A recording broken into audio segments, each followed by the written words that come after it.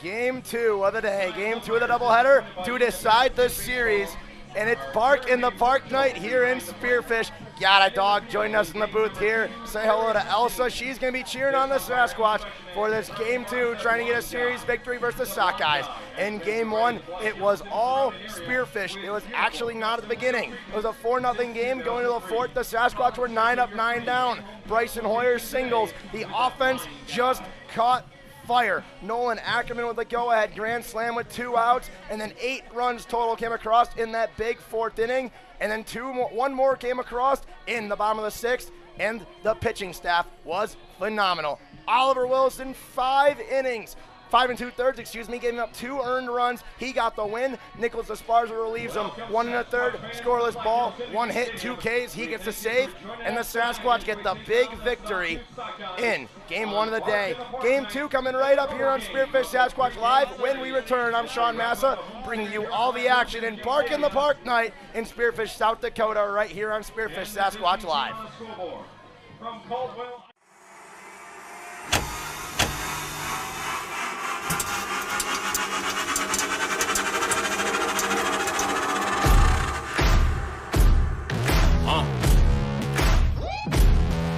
Yeah, set me free and give me death, there ain't no other choices. When I lay down to go to sleep, I keep on hearing voices. That subtle breathing in your closet every single evening. Thought you never see me again, looks can be deceiving. When they hear the sound of the drum, they'll be saying, oh Lord, here they come. Here's a throw on the money, perfect go. Line drive, left center field, will score 1. That ball had a family, DJ Van. Here we come. Here we come. Slider, outer third, bang, throws him. Yeah, what a play on the forehand to throw to first. Vintage Ryan Buck. Here we come. Here we come.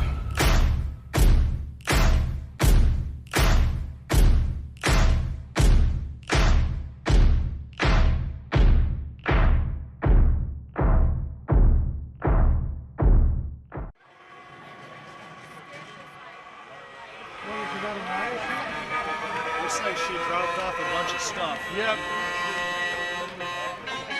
Lonnie went over and put your beer in the koozie, so thank you. Yeah, it's gonna get warm. I thought he was And now, the lineup for the Spearfish Sasquatch. 7 eggs in the second half of the season, 18 and 22 overall. Going for the series win tonight. Leading off, number 4, center fielder, Bryson Hoyer. Batting second, number 3, left fielder, Trey Borwald. Batting third, number 24, second baseman, Brian Bachman. Batting fourth, number 27, first baseman, DJ Van Atten. Batting fifth, number 19, he's the right fielder, Seth Nelson. Batting sixth, number 9, shortstop, Luigi Reyes. Batting seventh, number 22, third baseman, Bailey Portis. Batting eighth, number 14, designated hitter, Dylan Ritchie. And batting ninth, we're number 1, he's catching tonight, Ben Seminara. On the mound for the Spearfish Sasquatch for game number 2 of our doubleheader, number 37, Aiden Bennett. Spearfish Sasquatch head coach is Jarrett Hunt.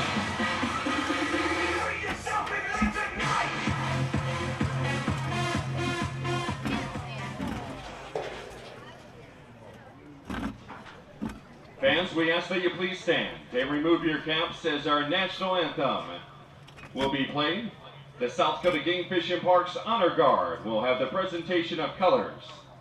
The national anthem sung tonight by Trip Doney and also helped out by his host brothers Oliver Wilson, DJ Van Atten, Colby Gurrell, and Chan Yoon.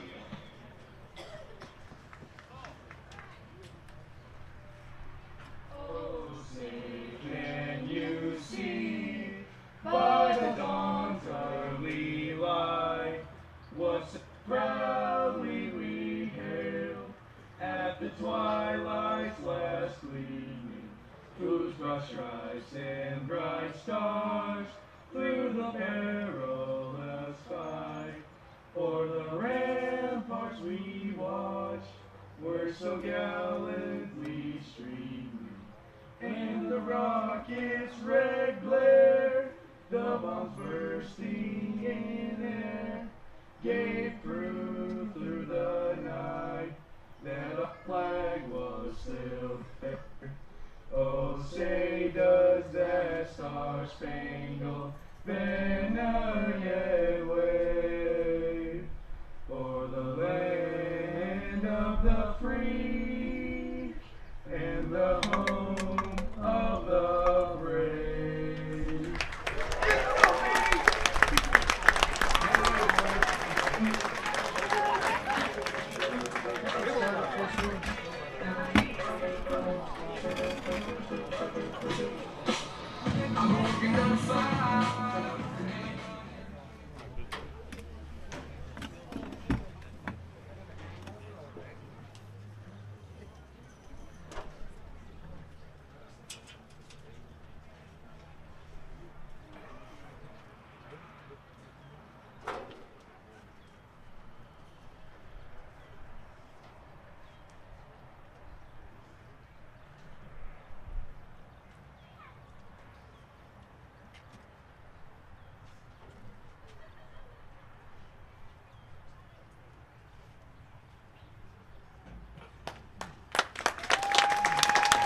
Thank you to the South Dakota Game Fish and Parks Honor Guard with the presentation of our colors tonight.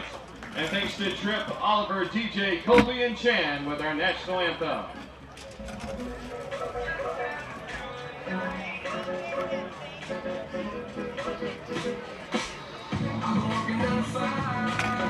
And now let's kick off tonight's ball game. Lauren, who do you have down on the field with you?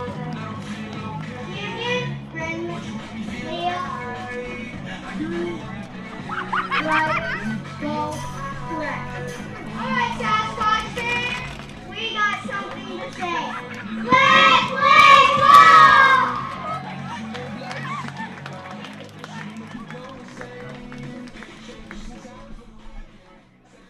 And we are back at Black Hills Energy Stadium in South Dakota. It's not a long time no see, actually. We have game 2 of the day here in the doubleheader. The Sasquatch got game 1 in what was an exciting, yeah, that's the word I'll use, exciting, interesting, wild. Game 1, the Sasquatch down 4-0 after 3 innings of play. On offense, that was 9 up, 9 down. Oliver Wilson comes up, puts up a 0 in the top of the 4th, and then the offense exploded. Bryson Hoyer with the leadoff single, and then it was a trickle-down effect. Ultimately going, Seth Nelson, 2 RBI double on the left field line, chipping away to a 4-2. Nolan Ackerman with 2 outs, bases loaded, puts up a grand slam in the left field. And that was all she wrote. That was the 6th run of the ball game. His go-ahead grand slam was the eventual game-winning grand slam as Wilson finished his night 5 2/3 innings pitched with 2 earned runs.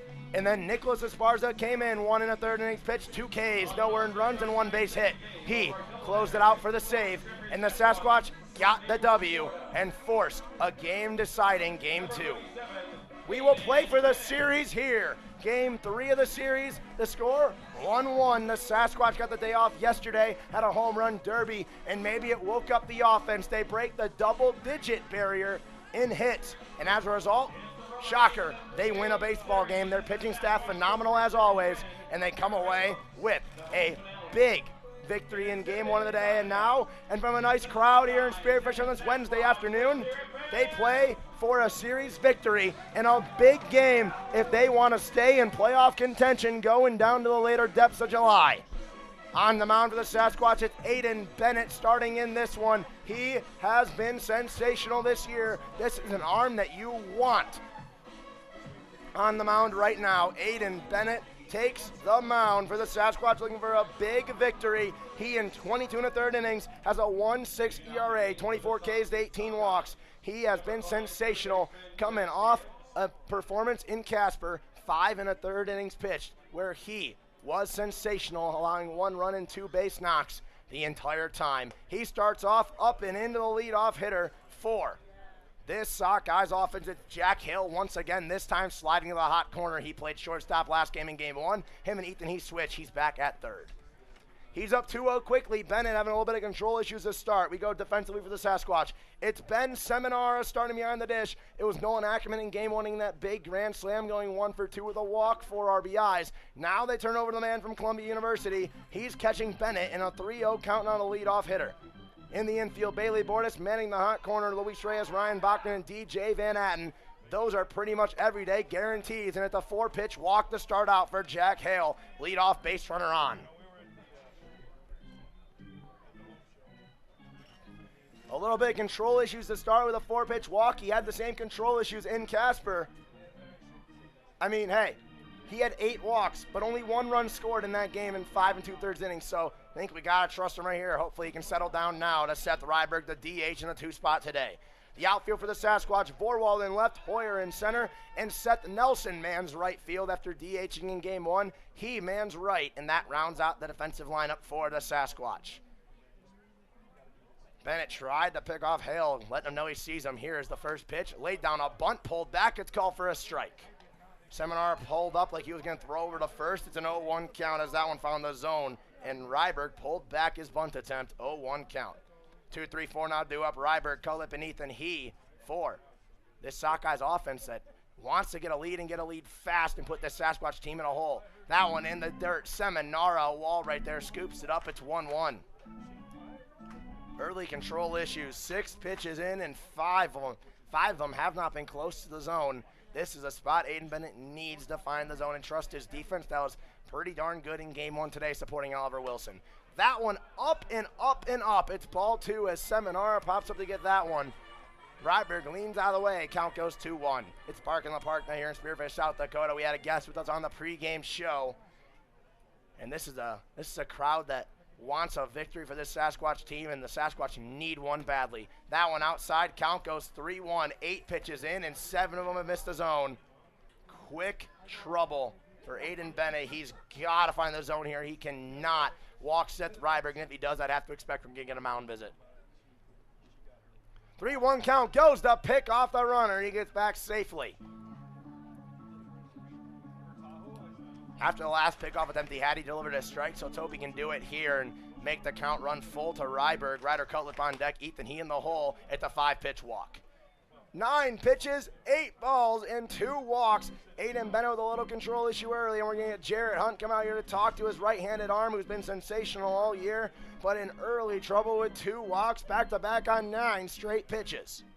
Are you looking to make improvements to your home? Look no further than Connect Home Center. Off of exit 14, they have all that you need for your next project. 605 Comedian Entertainment is a production. Bringing up the heart of the order with Ryder Cutlip, Ethan He in the cleanup spot, and Grant Carey behind him in the 5 spot. 3, 4, 5 now due up for the Sockeyes with runners on first and second. Aiden Bennett needs a strikeout or a ground double play. We'll see what he can do here. A big spot, a quick mound visit from head coach Jarrett Hunt, and this is a huge game for this Sasquatch team if they can win this Walker the Series W against a very, very quality opponent in the Sawtooth Sockeyes. That's going to do a lot for their confidence going down the stretch of July, where it seems like every game from now on is a must-win playoff game. Quick mound visit right there from Jarrett Hunt. Now steps in Ryder Cutlip with runners on first and second after 2 straight walks. No outs. Could we see a squeeze play here? Board is playing a little bit in that third. I'd have to expect him to rush in. We'll see if Ryder Cutlip decides to lay down a squeeze bunt. That one way upstairs. Another ball. Bennett not controlling. And this is early danger for the Sasquatch. 1-0 count to Ryder Cutlip. We still don't know if he's going to try to lay down a squeeze bunt on the third base line, advance the runners in the scoring position, because he hasn't got a pitch to even try it. Same thing goes there as that one misses up and away. Aiden Bennett, uncharacteristic, just not finding the zone.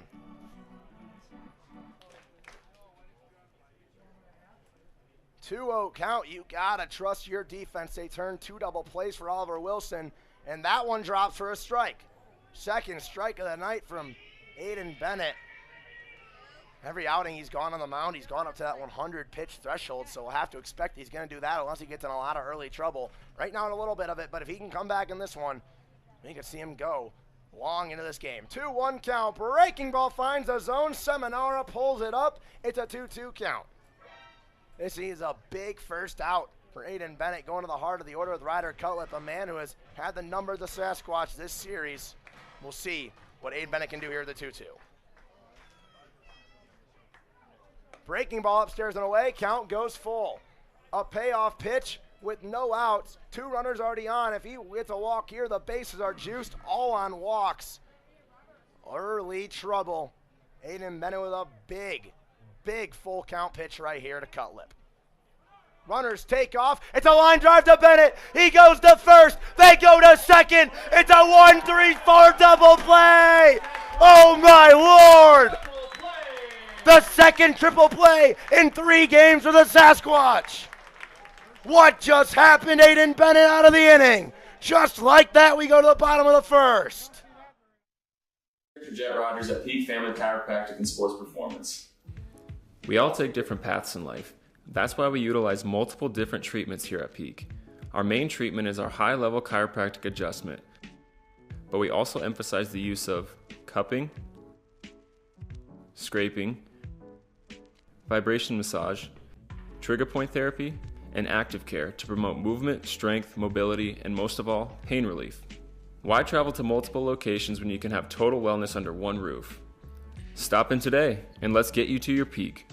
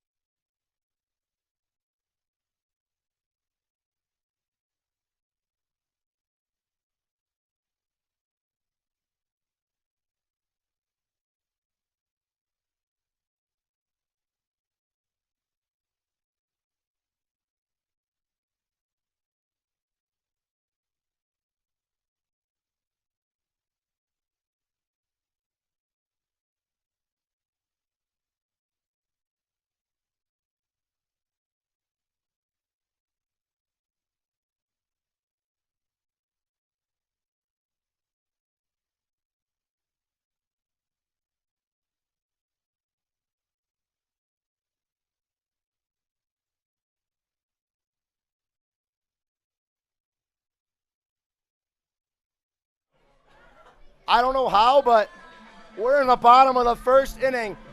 2 straight walks to the first 2 batters, first and second, and a full count to the 3-spot hitter Ryder Cutlip. A line drive to Bennett, goes to first, goes to second. It was a 1-3-4 triple play. Roll it over to the offense. Bryson Hoyer, Trey Vorwald, Ryan Bachman.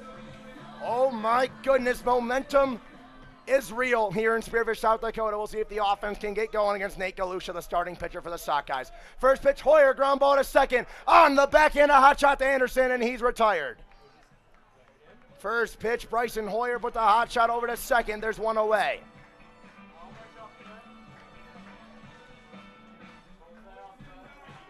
.91 miles an hour off the bat. He pounded that thing.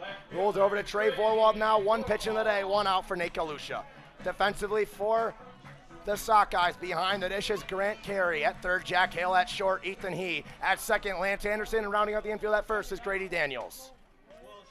In the outfield, in left field, it's going to be Ryder Cutlip, who just lined down to that 1-3-4 triple play.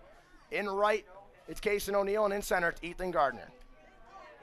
0-2 count now on Vorwald from Galusha. Nate Galusha, his second time against this Sasquatch team. He's been sensational as well in the year. 23 innings, a 2.35 ERA. Outside, almost got Vorwald the bite. Count goes 1-2 on the breaking ball.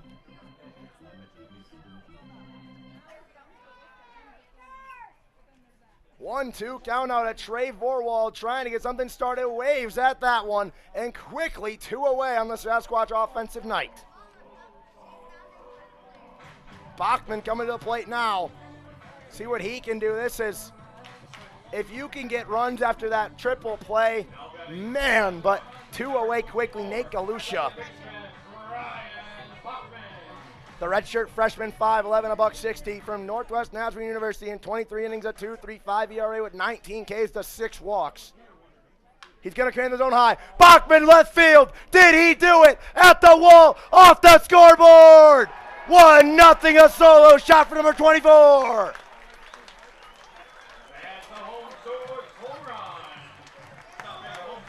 Two outs in 5 pitches, then Ryan Bachman says, I got this, and the first pitch he sees goes yard on the best arm this team has to offer. It's 1-0.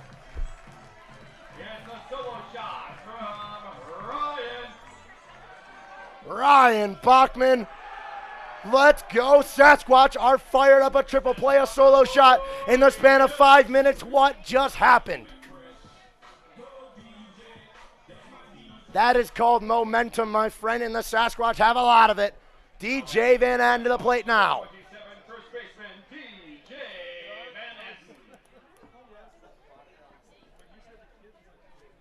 Oh, man, Ryan Bachman makes it a 1-0 game on the first hit of the ball game from either side.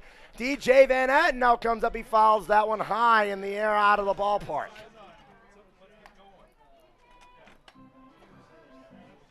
Oh, my goodness. If you don't think momentum's real, and there's some people out there who think it's just a figure of imagination, I beg you to look at this game right now. DJ Van Aden trying to keep it going. He lines one down the left field line, just pulled it.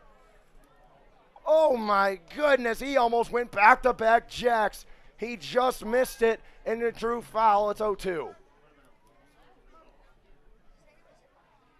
0-2 count out at DJ Van Aden after the solo shot from Ryan Bachman on the first pitch he saw. Here is the pitch to Van Aden. Outside, they froze him. A solo shot from Ryan Bachman. The difference right now, it's 1-0 after 1.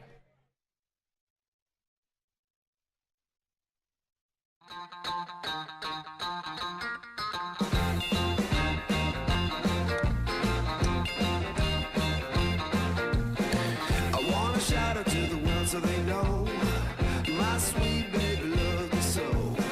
She got me going, yeah, she turns me on.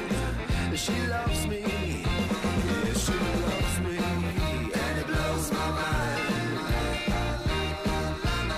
Hey, nice try. Yeah, it blows my mind. She's my lover.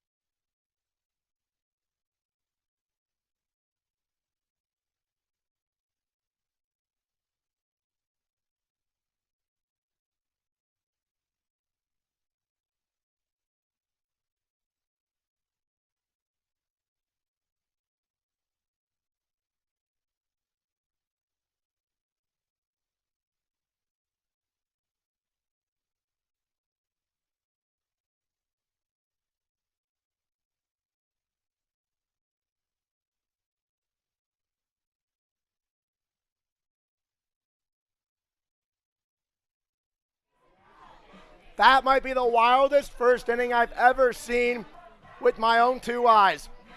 A triple play and a solo shot home run in the span of maybe 5 minutes and 37.4 seconds. We go to the second inning. 1-0 Sasquatch. 4-5-6 due up. It's Ethan He in the 4 spot, the shortstop, in a 1-0 count as Bennett missed on that one. Let's see how he responds after that triple play. That's got to be some momentum for you on the mound. But it's a 2-0 count early to Ethan He. 2-0 count to Ethan He, the shortstop. Grant Carey and Grady Daniels due up 4-5-6. If Bennett can get going here, that one called for a strike on the lower half. It's 2-1. I can't believe we're saying this, but 2 walks and then that triple play, they went through that in order. Don't ask how, but they did. It's a 2-1 count now to Ethan He, the cleanup guy. He lines that one down the first base line and foul, almost killing our cameraman over there by the dugout. Count goes 2-2. Thankfully, Jacob got out of the way of that one. It was a hot shot. Nonetheless, the count's even at 2s. 2-2 count out. Ethan, Aiden Bennett looking for his first K of the night. Here we go. He collects the chest. Here's the 2-2 pitch from Bennett. That one waved that and dropped by Seminara, but he throws over to first in time. It's a K to start out, one away.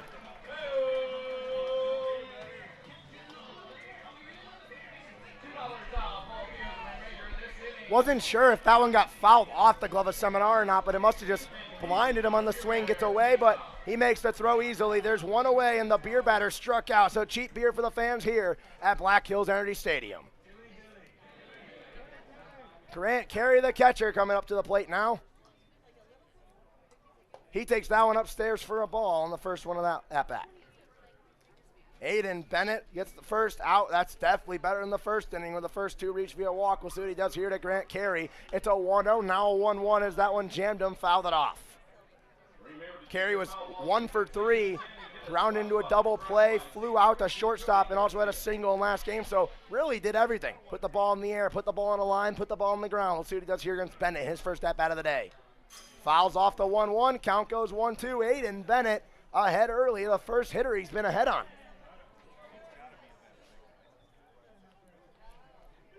1-2 count at Grant Carey with Grady Daniels awaiting on deck. The Sockeyes looking to answer that one run by the Sasquatch. Fouled off again on the inside. Count remains 1-2.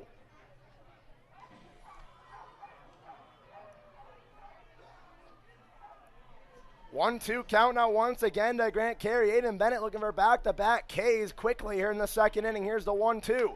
Breaking ball chopped over to Reyes. Reyes fields it cleanly. Cross diamond throw in time. There's two away quickly.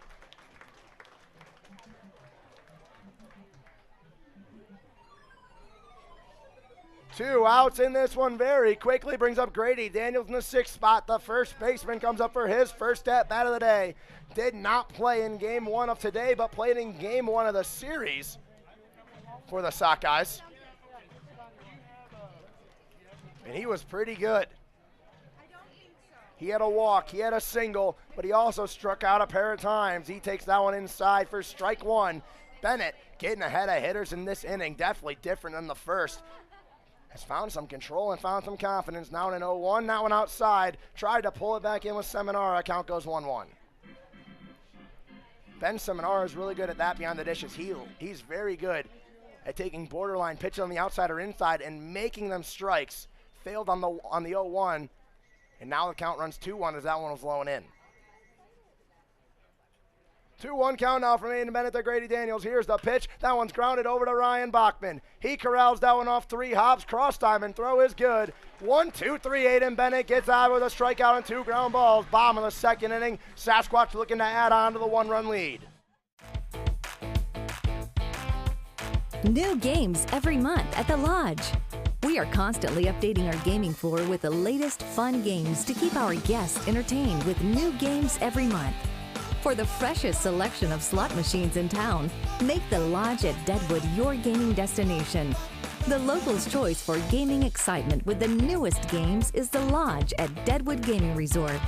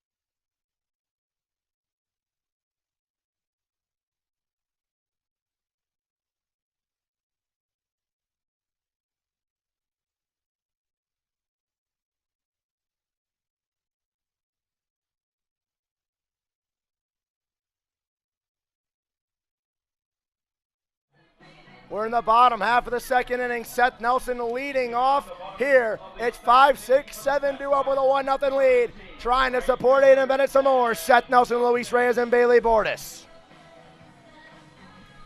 Seth Nelson looking to lead this one off. He was spectacular in game 1. 2 for 3 with 2 doubles and a pair of RBIs. He comes up here in his first AB of game 2, takes a big wave at the first pitch for strike 1. Seth Nelson was absolutely phenomenal, and I can't believe we couldn't give him a player of the game, but we were limited to just 2. And a combined, we went Ackerman with the grand slam, and Bryson Hoyer, who started that big rally, was 3 for 4 with a double and RBI. But Seth in an 0-2 count now, as that one found the outside of the zone. 0-2 count to Seth Nelson now. He's been hot today. We'll see if he can continue it here in game 2, leading off here in the second inning. High in the air in the infield. Going back is he in shallow left field. And he makes the catch. 1 away in the inning quickly. 3 pitches in. Nelson flies out the short.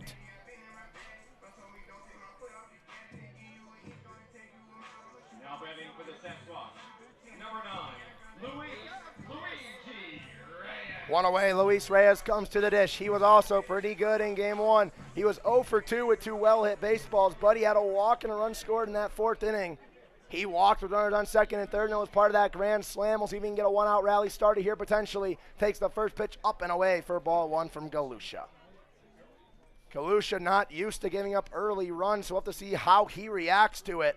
A 2.3 ERA on the season, but already 1-1 when Ryan Bachman turned on him, made a 1-0 game with a home run off the scoreboard for his 2nd of the year. Count goes 1-1 as Reyes fouls that one off. The Sasquatch trying to get 2 wins in 2 games on the day, and Reyes chops one over to short. He charging in, makes the play. Cross time and throw is in the blink of an eye in time. There's 2 away. Reyes almost legged it out, but Ethan He unleashes a cannon. There's 2 away. Brings up Bailey Bordas in this one, the 7th spot, 3rd baseman with 2 away, trying to extend the inning and avoid a 1-2-3. This would be 6 up, 6 down in the top half and second half of the second inning for both Galusha and Bennett. We'll see if Bordas can keep that from happening. He takes the breaking ball outside for strike 1. Both of these pitchers have been really good on the mound today. Bennett maybe a little lucky with that triple play, because how often do you see 1 triple play, let alone 2 in the same homestand? 0-2, 2 away now. Bailey Bordas trying to avoid a 1-2-3, but even an 0-2, he's got a choke up here on Galusha. Galusha steps off. He'll step back on. Now we'll get the 0-2 pitch to Bordas. Shakes off the first sign, shakes off the second, but gets the 30 likes. Here we go. Hot chop the middle, off the foot of Galusha. Hale charging in from 3rd. The bare hand, the throw's not going to happen.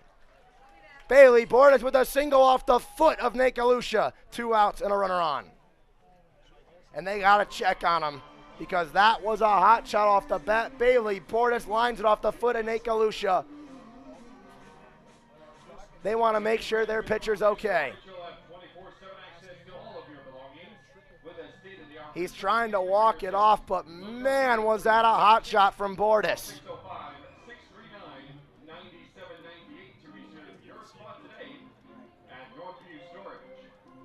The Box Elder Event Center is ready to host your cutting-edge convention or sports tournament with state-of-the-art audio and video capabilities and a full-service catering kitchen. More info at the Box. Getting attested to over there. I hope he's okay.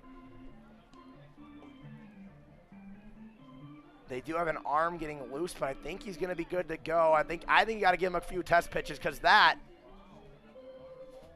his push-off foot that got hit. If I'm reliving the moment correctly, it's his push-off foot. I think you got to give him a few pitches on the mound. Let's see, gets the ball, carries going behind the plate. I think that's what's going to happen because the training staff wants to see him throw off it and see if A, any pain arises that he can't tolerate, and B, if any just psychological things happen with the foot where it's just subconsciously taking weight off or anything like that. Summer baseball don't want to stay on during an injury. So I think he's okay.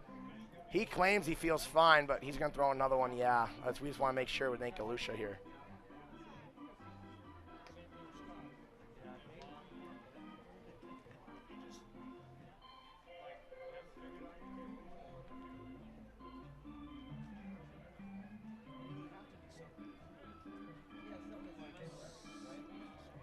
He's going to keep throwing. I don't think he's going to stay in the game. I'm going to be honest. The way he walked off the mound after that second pitch, it looked like he was showing our training staff here, Sammy, that when he lifts up that plant foot is when it really hurts.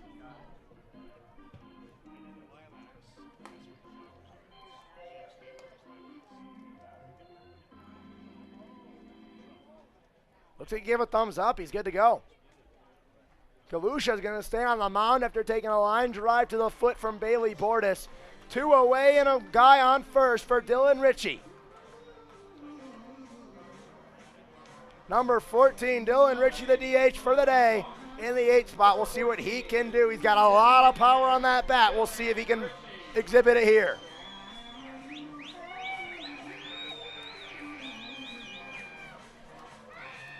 Dylan Ritchie in a big spot. Runner on first after Bailey Bordas gets on with a single, and Ritchie goes after the first pitch and fouls it off. Dylan Ritchie now with the runner on first, 2 outs in his first at-bat of the game and first at-bat of the series. There's a lot of power on the right side. Can throw and touch up the 92 on the mound, and we've seen him in BP. He hits home runs left and right. We'll see if he can get a pitch that he can drive, because he might make this a 3-0 ball game. Takes that one inside for a ball. It's a 1-1 count. As Ritchie on the season has had a lot of luck at the plate when he gets opportunities. But getting the nod here for the designated hitter spot. Doesn't have a hit on the year in 8 plate appearances. We'll see what he can do here in his first of the ball game. 1-1 count. Ritchie takes that one low and away. Good job by Carey to get in front of it. Count goes 2-1. 2-1 count now. Dylan Ritchie, if he gets a pitch to hit, could be dangerous. You're Galusha. You got to be careful right here. Here's the 2-1. There's a pitch down the line at third. Diving play by Hale. Goes to second, gets the force. Jack Hale, unbelievable at the hot corner. That's the reason they nickname it that. We go to the third. 1-0 Sasquatch lead. Aiden Bennett trying to make quick work once again. Knee replacement? With the area's only ROSA robot, Monument Health offers a more personalized and precise procedure, customized for your anatomy. Get going with Monument Health, your partner for advanced orthopedic care.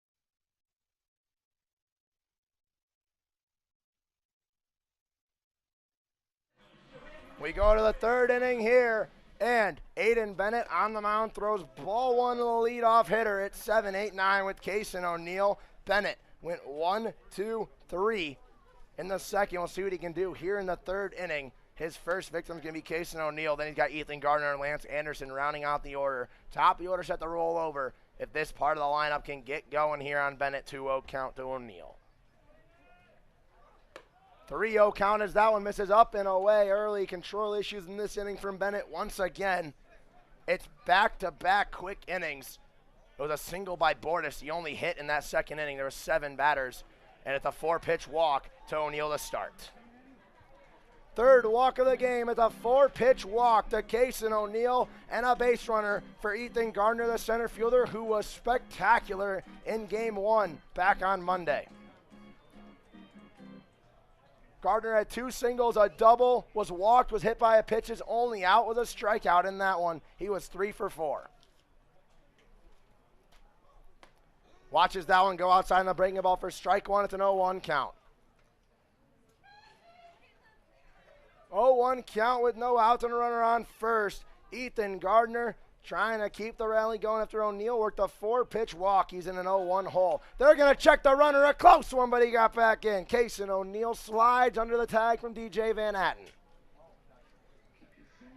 Bennett's got a quick pickoff move, and he zips that thing over, so you got to be careful as a runner. Here's the pitch from Bennett. High in the air into center field. Hoyer going over. Coming in is Nelson. He calls off Bachman on the slide. He makes the grab. He can DH, he can play first, and he can make sliding catches in right. Seth Nelson gets the first out.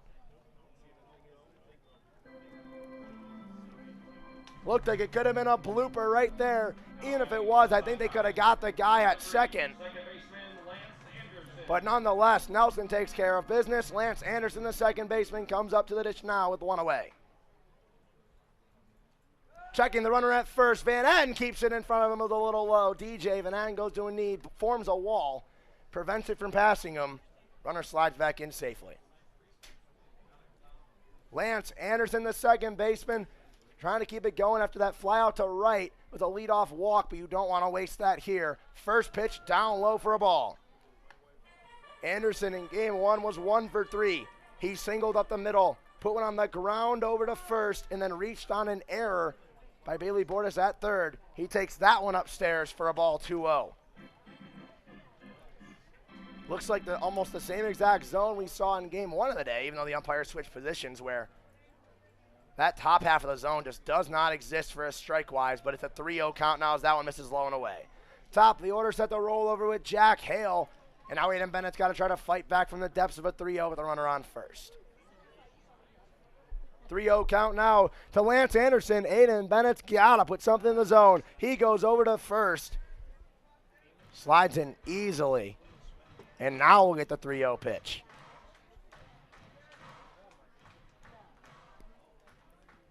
.3-0 count finds the zone and auto take from Anderson right there. It's a 3-1. Aiden Bennett trying to fight back. A leadoff walk. Gardner flew out to right. Now he's trying to work on Anderson, 9-hole hitter, chops one down the first baseline, and foul. Count will go full. Payoff pitch from Aiden Bennett coming up with a runner on first and one out. Here we go. Lance Anderson, the second baseman. Payoff pitch coming up from Bennett with a man on first. Here we go. Breaking ball, line drive up the middle. Ryan Bachman on the run, on the dive. Ryan Bachman. What a play, gets him out. Runner goes back to first, 2 away. He homered to make it a 1-0 game. He saves a single right there.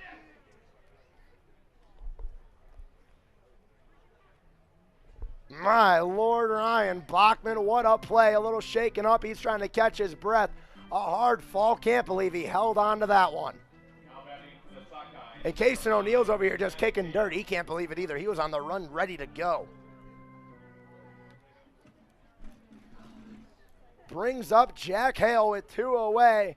He walked to lead off this ballgame on 4 pitches. Was part of that triple play we saw in the first. Bennett's going to throw over. Easily sliding in O'Neill. Top of the order now rolling over for the second time tonight. On deck set to Ryberg. See if Jack Hale can do something here with 2 away. He takes the first pitch down low for a ball. A nice spot from Bennett. Just did not get the zone. It's 1-0. Looked pretty decent. Seminar tried to pull it back up. It was borderline. Does not get the call. Here's the 1-0 pitch from Bennett.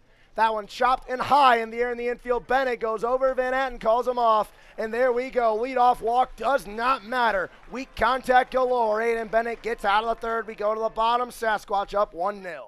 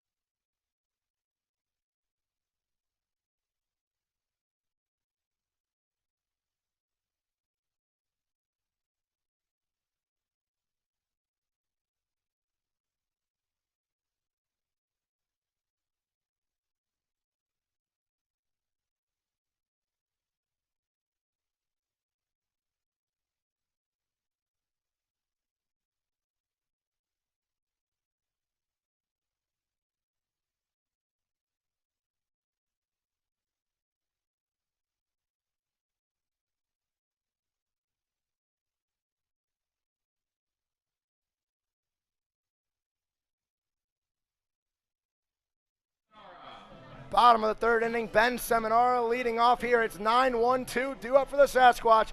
Seminara getting his first at-bat of the game. We'll see what he can do here leading off against Nate Galusha. First pitch, watches at the letters for ball one. If it's up high, it's 99% not getting called for a strike, and the Sasquatch have been doing a great job at leaving those off. That one outside is called for a strike. Count goes 1-1. Seminara 1-1 now trying to get a leadoff base runner for the first time today for the Sasquatch. Line drive to short or third base. Hale grabs it. Seminara pieces one down the third base line. The hot corner's hot for a reason, and Hale snags it again, one away. Now batting for the Sasquatch, number 4, Bryson Hoyer. Bryson Hoyer now comes up to the dish. He grounded out to second base in the first pitch of the ball game. He will see his second pitch of the ball game from Galusha here in his second at-bat with one away, and he goes after it, puts it right into right center field. On the run, it could be a bloop on the slide, makes the grab.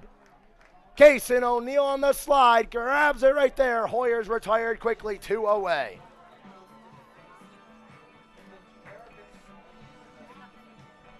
Now batting for the Sasquatch, number 3, Trey Vorwald. Trey Vorwald comes up to the plate now, and here we go. 2 away very quickly. Trey Vorwald trying to avoid a 1-2-3 inning. Nate Galusha telling his catcher he wants to work quick. Here's the first pitch to Vorwald. Watches it go down low for a strike. It's an 0-1 count. 0-1 count out of left fielder, struck out in his first plate appearance back in the first inning, and now he's down 0-2.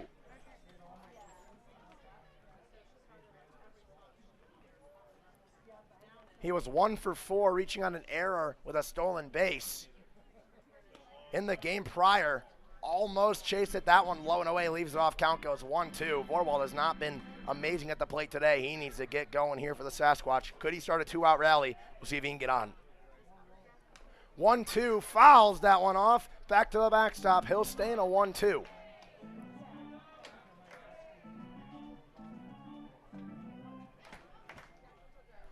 Trey Vorwald in the 1-2 now, trying to avoid his second strikeout of the game. Galusha trying to go 1-2-3 and try to wake up his offense any way he can in the bottom of the third. That one down the third baseline and foul. Another 1-2 fought off by Vorwald. He'll see another.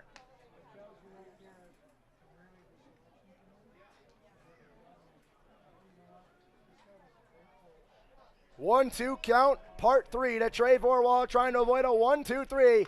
He swings at that one high in the inner right field. O'Neill doesn't even have to budge. He makes the grab. 1-2-3. Galusha trying to spark his offense any way he can. Aiden Bennett will come back out in the fourth. It's 1-0 Sasquatch.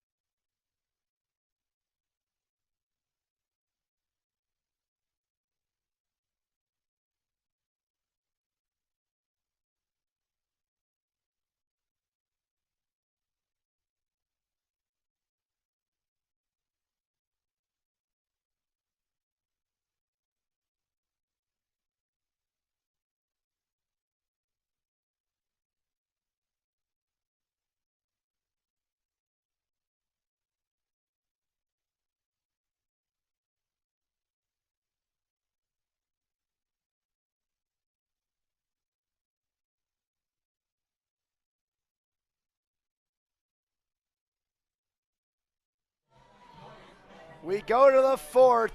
Aiden Bennett with the 2-3-4 due up. Ryberg, Colip, and he. We'll see if he can get through this one quickly. 4 batters in the last inning. A leadoff walk did not matter for number 37. He went 1-2-3 after that with weak contact galore. The hardest one lands to intercept the middle. Ryan Bachman robbing it out of thin air. And here we go. He faces Seth Ryberg to start off this one. Wanted the baseball more. Now leading off the top of the 4th inning for the Sockeyes and Seth Ryberg. Seth Ryber coming to the plate now. We'll see what he can do to lead off this one. It's been a leadoff base runner 2 of 3 times via a walk against Aiden Bennett. We'll see what he can do here. First pitch up and away for ball 1.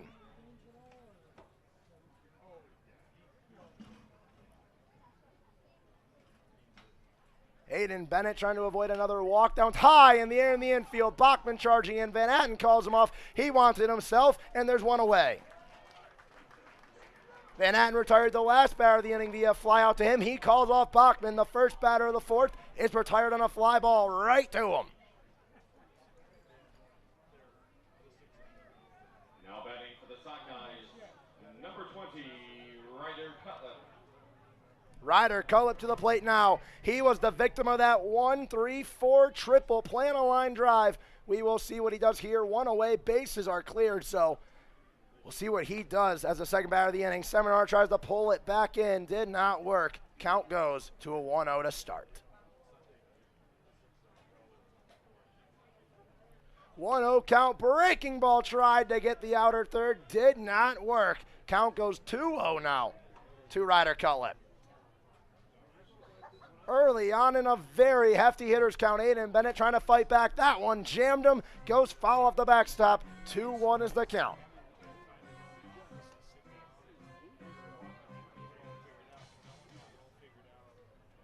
2-1 count. Aiden Bennett trying to get quick. He got a fly out to DJ Van Atten for the first one, and that one in the dirt. Count goes 3-1. Bennett's been sensational today. A couple control issues. He's got 3 walks so far. And in a 3-1 count, threatening for number 4 with Ethan He on deck. Here's the 3-1. Outside, Seminar tried to pull it back. It's a 1-out walk for Ryder Cutlip. Another base runner for the Sockeyes. We'll see if Bennett can do his job here. He's got Ethan He and Grant Carey due up. They were part of that 1-2-3 second innings for Bennett on the mound. Ethan He, the beer batter, and the only strikeout victim for Bennett so far. We'll see what he does here. The runner on first and 1 away. In the 4th, that one low. Seminara scoops it up. It's a 1-0 count. Runner goes back to first. Aiden Bennett now in a 1-0 count. Bailey Bordas playing a little bit in at third. Breaking ball finds the zone. A nice one there. Evens it up at 1s. If you're Aiden Bennett, you got to trust your defense. Oliver Wilson didn't even have a strikeout all game. He only had 2 earned. Right now, if you're Aiden Bennett, you only have 1 K through 3 1/3. You just got to trust your defense and pound the zone. That breaking ball way upstairs goes 2-1. 2-1 count. Bennett trying to get a second out and avoid runners in scoring position. There's a runner on first. Here's the 2-1 pitch to Ethan He. That one low and away in the dirt. Count goes 3-1. Issues from Bennett right here controlling. We'll see what he brings on the 3-1. You got to trust the defense behind you and just pound the zone. 3-1 pitch. Here it is to He. Outside, Seminara snags it. Doesn't matter. It's a walk. Runners on first and second. Jarrett Hunt wants to talk to his pitcher. Seminara wants to talk to his pitcher. Gotta try to calm down number 37 on this one. Runners on first and second, just 1 away. 2 straight walks again. Walk number 5 of the game and walk number 23 of his season. Special thanks to Myron Dana Orthodontics, a South Dakota and Wyoming braces and Invisalign office for making a difference one smile at a time. When he puts the ball in the zone, he's nearly untouchable. No base knocks to this point, just 5 walks being the only base runners. And if contact is made, triple play, ground out, fly out, fly out, fly out, fly out. All weak contact. The only hot shot of the line drive right back to him in the first. But now he's got to try to get something on the ground again. 2 on, 1 and 2 after 2 straight walks with 1 away to Grant Carey. Grounded out to shortstop in his last at bat in that second inning, and here we go, Aiden Bennett trying to get out of this little jam. First pitch way upstairs to the chin. Count goes 1-0. On deck, Grady Daniels. So as part of the order 5-6, it's due up. You've got them both to ground out. You gotta trust it right here. Gotta fight back at the 1-0. That one check swing off the bat down the first base line. Van Atten grabs it, but it goes foul. Count evens up at 1-1. It just rolls foul. Van Atten could have rushed in and grabbed it, potentially turned two, or at least got a force at first for the second out. He elects to let it go foul, 1-1.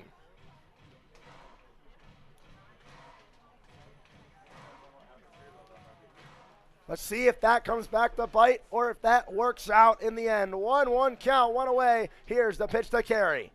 Inside, almost got a piece of him. Count goes 2-1. Grant Carey in game one was 1 for 3 with a single. We'll have to see if he gets the first hit of the night. It could tie this one up with the tying run standing at second. 2-1's the count. We're going to get a time at the plate by Carey. Bennett's going to step off. Before delivering this big 2-1 pitch, if you go in a 3-1 hole with the chance to walk the bases loaded, there's no chance Carey's going to swing, and that's exactly what just happened. It's 3-1 after that breaking ball misses upstairs.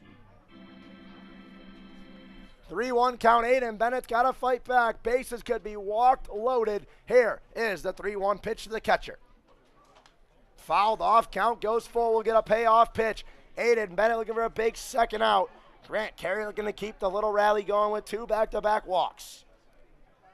1 away. I would have to think they learned their lesson on the last full count where they sent the runners with the triple play, so I'd have to assume they're going to stay put, but you never know after sending them with no outs. Full count, 1 away. Here's the payoff pitch from Bennett. That one hit line, driving to left field. Charging in on the dive, holds on to it. It's Trey Vorwald. Trey Vorwald, a masterclass in left field again. The defense in this one on both sides has been absolutely unreal, and Trey Vorwald, nothing changed on that one, 2 away.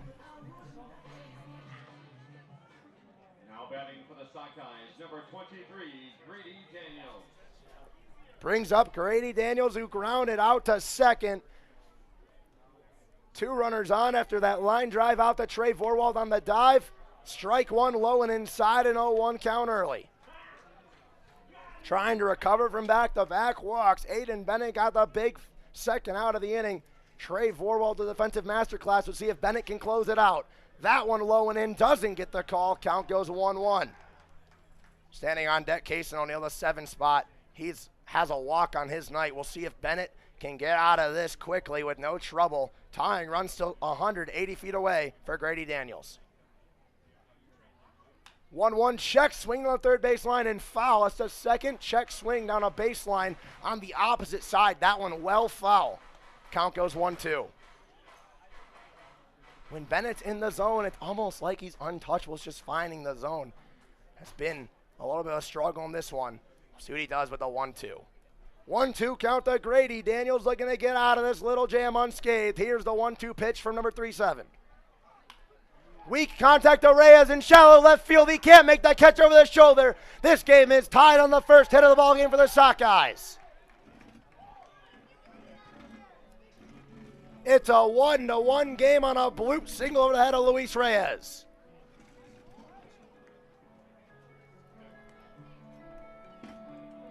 Cason O'Neill to the plate now. He walked in his only plate appearance. Now is a chance to take the lead with a base hit with a runner on second. Number 15, Cason O'Neill.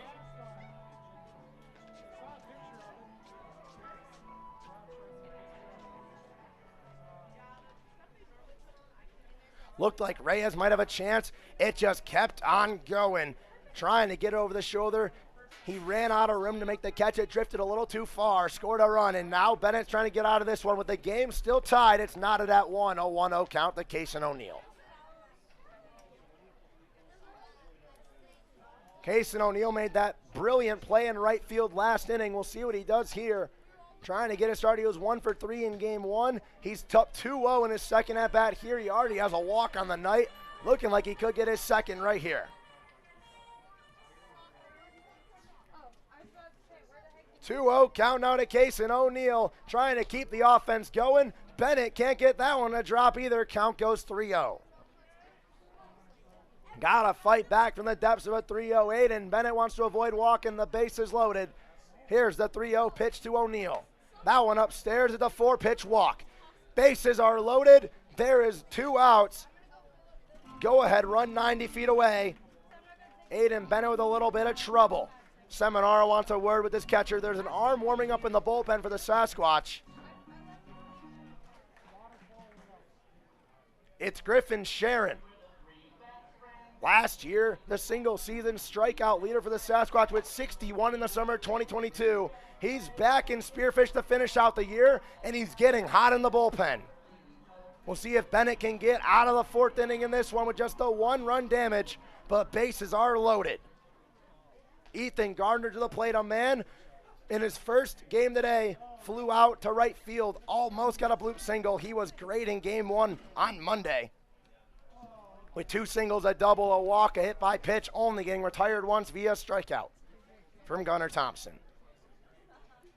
First pitch, breaking ball, he gets out of the way, but can't believe that one doesn't get called as Benny. He thought he fooled him. Bennett thought he fooled him on that one, but way up and in on that, so maybe trying to sell and get a little bit of a bigger zone. 1-0 count, here's the pitch to Gardner. Breaking ball low and in, misses again, 2-0. I'd have to imagine this might be the last batter he faces, but we'll see if he can get out of it.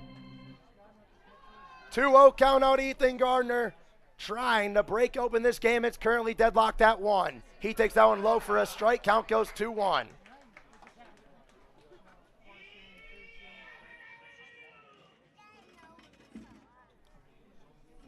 Two-one count. Aiden Bennett trying to get out of this one. Bases are juiced. He gets down a check swing, foul off once again, all the way to the merch tent. Hopefully hit nobody or didn't go inside the tent where anything valuable is. But the count goes 2-2. 2-2 count, 2 away, trying to keep this game deadlocked. Ethan Gardner trying to put the Sockeyes in the lead. Here's the 2-2 pitch with 2 away from Aiden Bennett, collects at the chest with the bases loaded. Breaking ball upstairs, and he missed. Payoff pitch, runners will take off. A chance to drive in a run with a walk or a base knock. Aiden Bennett trying to get out of the inning with 2 away.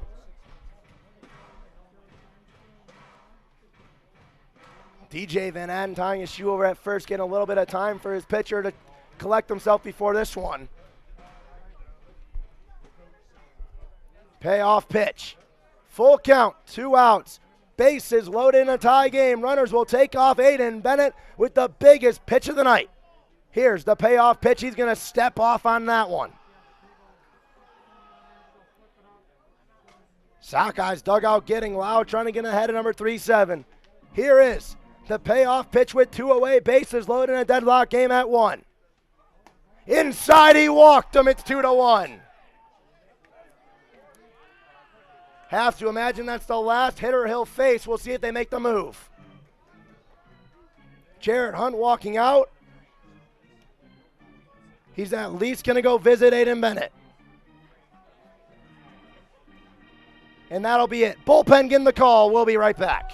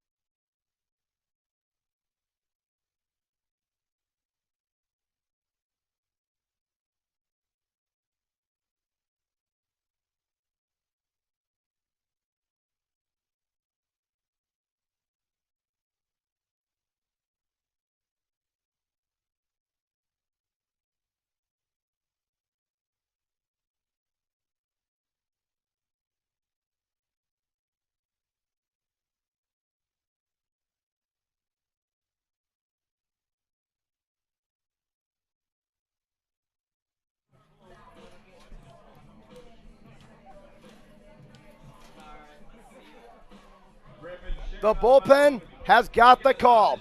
Bases loaded in a 2-1 game. The Sasquatch give up the lead. It's Griffin Sharon coming out on the mound. His first appearance of the year coming back from the summer of 2022. The single season strikeout leader for the Sasquatch with 61 in the summer of 2022. He's back in town, and he's on the mound here in a big spot facing Lance Anderson. Trying to preserve just a 1-run deficit. First pitch fouled off on the fastball outside. Count goes 0-1. The right-hander from Minot State University. In his first appearance since last season's championship series against the Western Nebraska Pioneers. He's got an 0-1 count in a huge spot with the bases loaded, trying to keep this one in reach. Their Sasquatch trail 2-1, trying to keep it at just that. That one low, called for a ball, doesn't get a benefit. Count goes 1-1.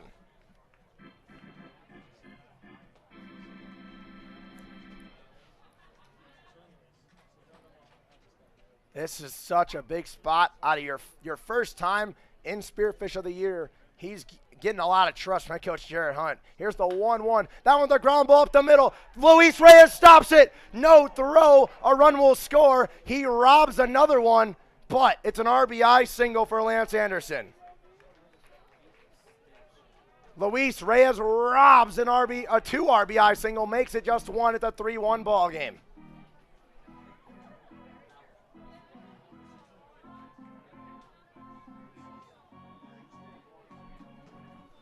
What a play from Luis Reyes to keep it just a 3-1 game on that dive. Nonetheless, bases loaded, top of the order, Jack Hale. 0 for 1 with a walk. He flew out to first base in his last plate appearance in the last inning, trying to add on to the 3 runs they've already come across. Upstairs, ball 1 in the first pitch from Sharon. Luis Reyes might have that might be a game-changing play. Even though a run scores, if Griffin can get out of this one with just that one, he saved an extra one. It could be 4-1 right now. That one a ground ball. Sharon knocks it down and goes to first. A hot shot, 3 come across. It's a 3-1 game. Sockeyes lead. Sasquatch offense got to get rolling and get that lead right back in the home side dugout.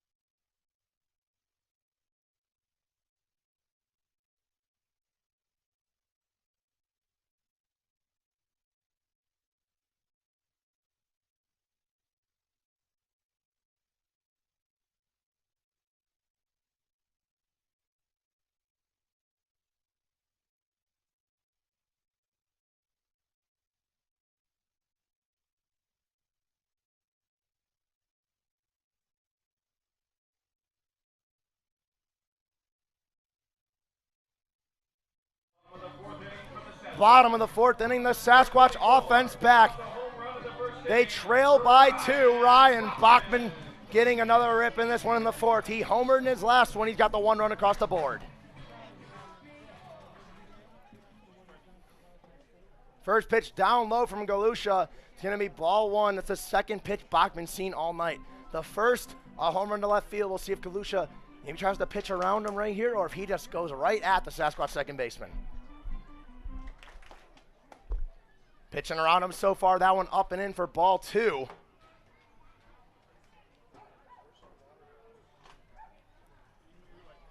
Van Atten and Nelson due up on deck if Bachman can get going here.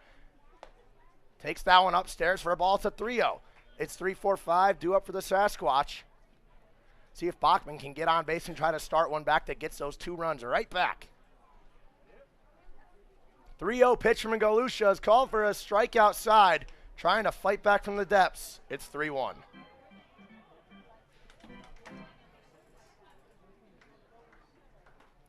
Three-one count to number 24, trying to get on base for the second time today. High in the other center field. Going back is Gardner on the backtrack, and he makes the catch on the back pedal. Ethan Gardner makes the catch on the run at the track. There's one away. DJ Van Atten to the plate now. He struck out looking to end the first inning. He comes up here with one away with a pitcher who has been absolutely dealing. Aside from the Ryan Bachman home run, he's been spectacular. Puts that one in the dirt for ball 1. Just 2 hits in the night for both teams, but a 3-1 game. So as many runs as there is hits. 4 hits in the game between 2 teams. 4 runs so far as Van Atten fouls that one off high in the air out of the stadium here at Black Hills Energy Ballpark. It's 1-1. On deck, Seth Nelson, Luis Reyes in the hole if they can get it rolled over. Now 4-5 and possibly 6 if the offense can get rolling against Galusha. Very worst, you got to work the pitch count and try to get this guy out of the game. That one in the dirt, count goes 2-1. They had a beautiful and a great arm on the mound in game 1 against them. Enrique Kanda, and they got him out quick. They had that big inning in the 4th where they scored 8, and they got him out of that one. So we'll hope that right here, maybe you can try to get this guy out because he has been absolutely dealing. He shakes off the first sign on the 2-1, shakes off the second, likes the third. Here's the 2-1. Van Atten line drive down the field line. That's going to be extra bases possibly for DJ Van Atten. A hard turn at first. He'll stay right there. Good thing he didn't test the arm of Ryder Cutlip because that was a rope. It's a single for DJ Van Atten.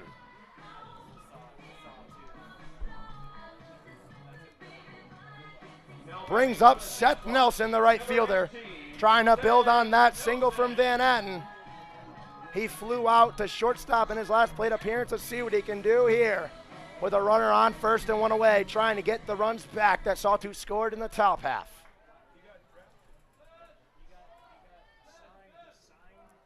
Galusha got to fight back now. Van Atten standing on first. First pitch to Nelson, called for a strike on the outside. Both times, Galusha's let up a hit. He's gotten the next guy out. It was Bachman's home run, then he struck out DJ. And then Bordas got a single, and he got Ritchie to ground out. We'll see what he can do here. Nelson checks his swing, gets by the catcher, and Van Atten's going to advance the scoring position. A pass ball between the legs of Grant Carey, and it's a 1-1 count to Seth Nelson.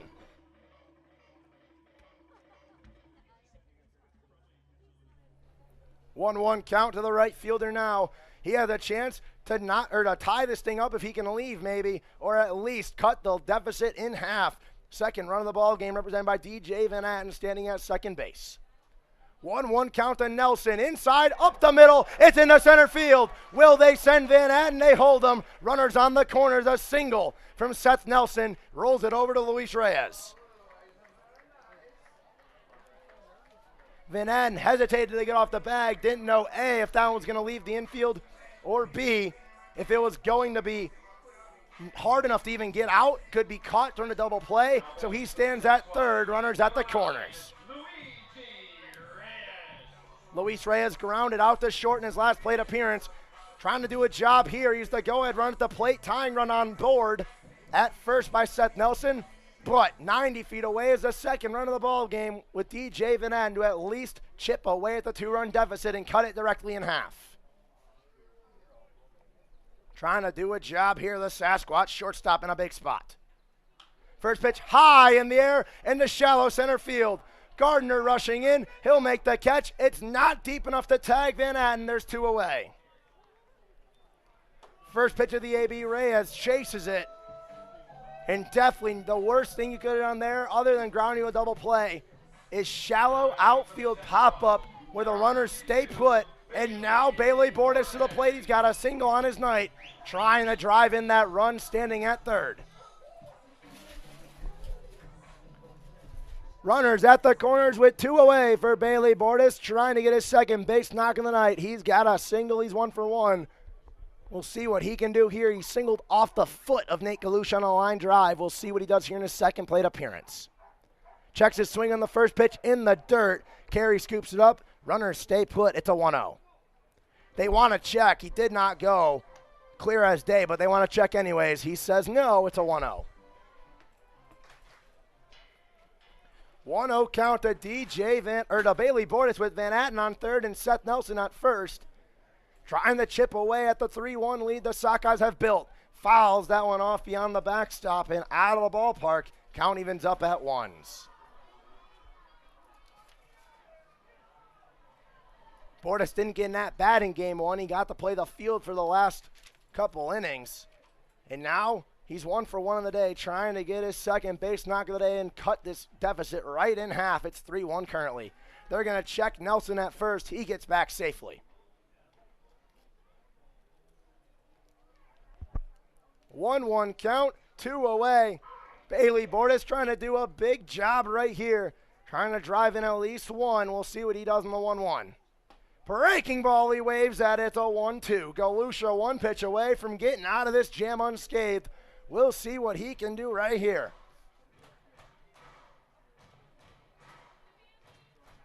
The ace, arguably, for this team. We'll see what Nate Galusha can do in a 1-2 count with 2 away to Bailey Bordas.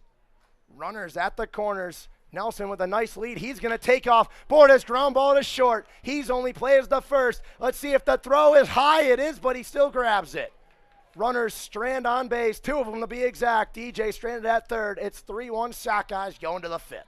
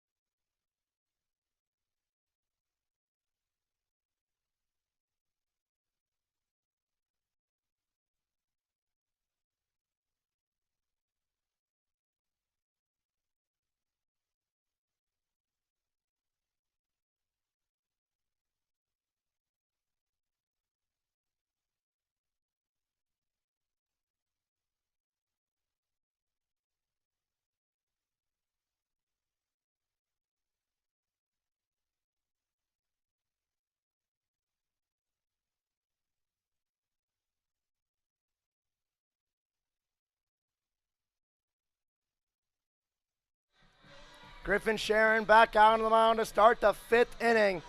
3 runs came across in the top half of the 4th on Aiden Bennett. Griffin gets out of it with just the 3 given up. And now he comes out here trying to keep it a 2-run deficit for the Sasquatch as they try to mount a comeback in this one. A big opportunity for Griffin to get through this quickly. It's Seth Ryberg who led off the last inning. He leads off this one. He takes the first pitch up high for ball 1. Griffin got out of the last one. It was a single by Lance Anderson where Reyes robbed, could have been the 4th run of the ball game for this Sockeyes offense in the 4th run of the inning for that matter. Reyes robbed it going up the middle. Kept it just 1. Griffin gets out of the next one with a line drive right back to him. Knocks it down, takes care of it. But now in a 2-0 hold to the first batter of the inning. 3-0 as that one's in the dirt. Griffin not locating well at this first batter of the inning, and Seth Ryberg. Sasquatch need a couple zeros if they want to try to mount a comeback. Griffin's got to try to propel this team into a comeback. We'll see what he can do from the right side of the mound. 3-0 count, got to fight back from the depths. Here we go. Griffin sharing against Seth Ryberg. That one finds the zone for a strike. It's a 3-1. It's Ryberg, Cullip, and he. 2, 3, 4, the part of the order that started that rally that scored 3 for the Sockeyes. Griffin Sharon trying to retire them. We'll see what he does in the 3-1. That one low, it's a walk. A leadoff base runner. Once again, the second time of the day, the leadoff walk happens as a man on first, no outs for Ryder Cutlip coming to the dish.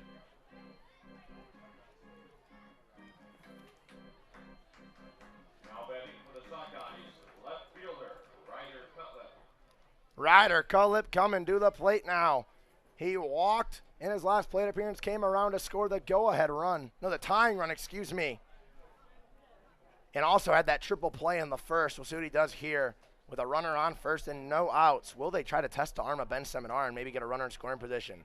That one inside for ball 1.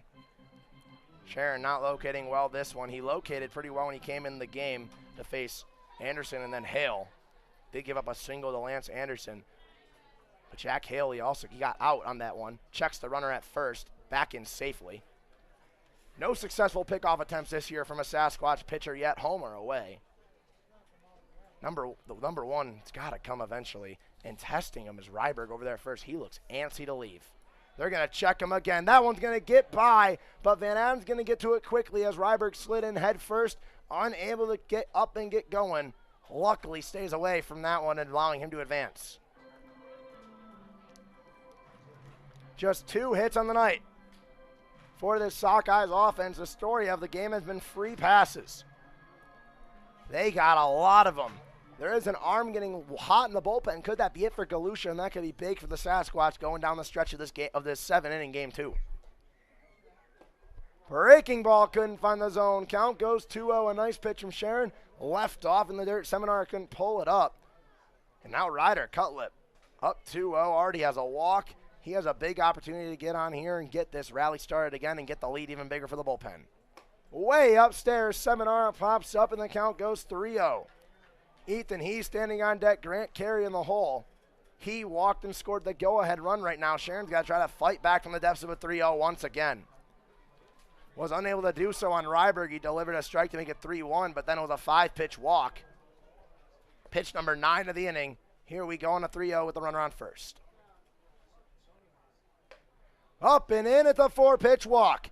9 pitches and 2 walks. There's runners on first and second with no outs. Griffin Sharon in some trouble.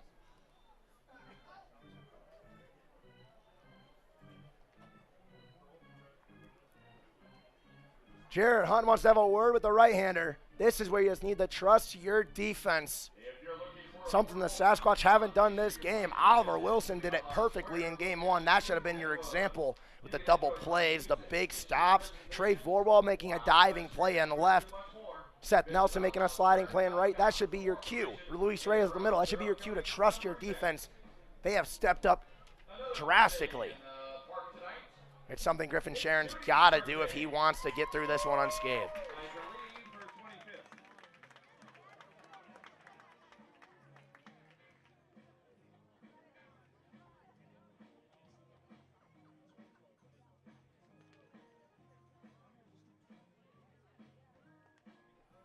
A quick mound visit from head coach Jarrett Hunt talking to Griffin Sharon before he faces Ethan He.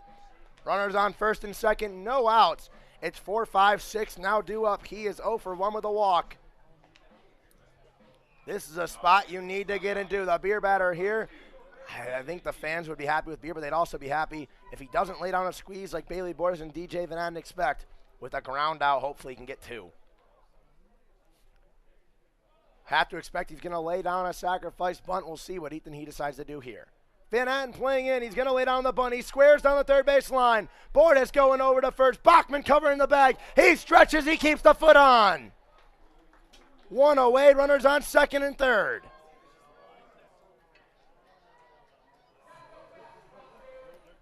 Ryan Bachman covers the bag. Van Adden had to rush in expecting maybe something down the first base line. They're going to talk about it. The Sockeyes disagree. They think Bachman's foot was off. But that one very quick, took about maybe 3.7 milliseconds. He's called out. Runners on second and third, one away, brings up Grant Carey. Lined out to left field in the diving catch by Trey Vorwald in his last plate appearance. We'll see what he can do here with a chance to add 2.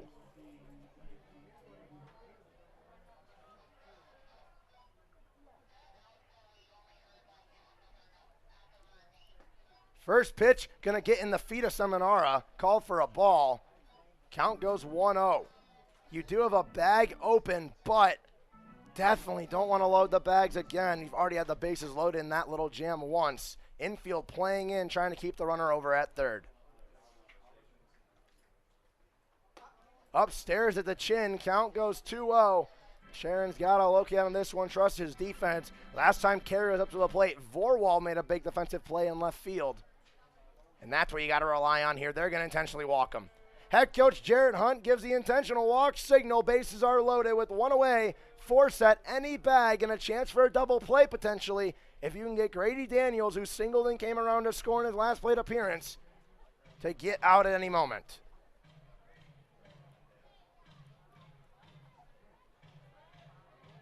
He has an RBI and a single. He's 1 for 2. Put the ball on the ground to second base back in the second inning.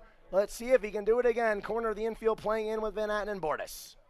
First pitch up and away. Gale gets the zone. Count goes 0-1. Cason O'Neill on deck. Griffin Sharon trying to get a big ground ball double play potentially. It's an 0-1 count. That one fouled off. He's quickly ahead 0-2. A ground ball double play would be big. A strikeout would also be big. We'll see if he can get this second out right here at the bases juiced. 1 away, trying to keep it just a 3-1 ball game. Griffin Sharon an 0-2 count. Here's the 0-2 pitch to Grady Daniels. Breaking ball, chopped that into left field. Vorwald rushing in, tries to make the play. He goes to third, doesn't get the force. It's an RBI single for Grady Daniels. Just drops in front of Trey Vorwald. Couldn't get on a horse quick enough. He knocked it down and prevented it from going by, but one comes across. It's a 4-1 game.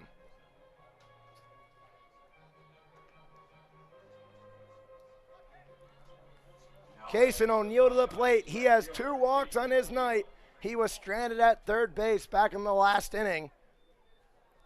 We'll see what he does now with the bases juiced. A 4-run ball game, a chance to add on to the lead. Up and away, that one's for a ball. Count goes 1-0. Locating has not been the Sasquatch pitching staff's friend in this one. 3 hits and 4 runs for the Sockeyes. They have the bases juiced, still a chance to add more. We'll see what Cason O'Neill, the right fielder, can do on the left side. Watches that one low and in for a strike, evens it up at ones. This is a big spot for Griffin Sharon. You cannot let this game get out of hand, especially with the way that Galusha's pitching on the mound. I don't know if he's going to go back out, but with the way he's dealing, you cannot let it get out of hand. High in the air to right field. Rushing in is Nelson. On the run, he makes the catch. They're going to tag the runner from third. Nelson's throw home's cut off by Bachman. It's a sac fly RBI by Cason O'Neill. It's 5-1.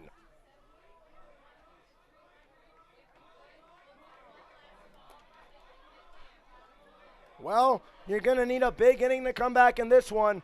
2 runs have come across in this inning, 3 in the inning prior, and it's 5-1 Sockeyes lead. Brings up Ethan Gardner to the plate. He's 0 for 1 with a walk. 1 pitch away from getting out of it. The 3rd run of the inning, standing 90 feet away. Runners on the corners now. 2 away for the center fielder, Ethan Gardner.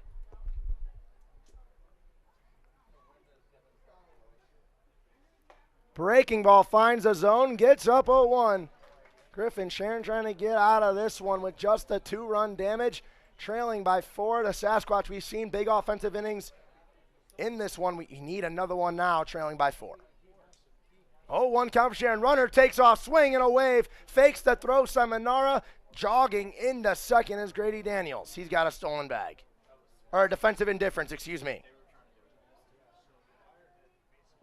Tried to get the runner from third to bite. A defensive indifference. All right, statistician telling me that's a stolen base per the rule book. Despite what I've been taught my entire life growing up by coaches, a stolen base for Grady Daniels, and runners on second and third and 0-2 count. Breaking ball low, left it off. It's 1-2.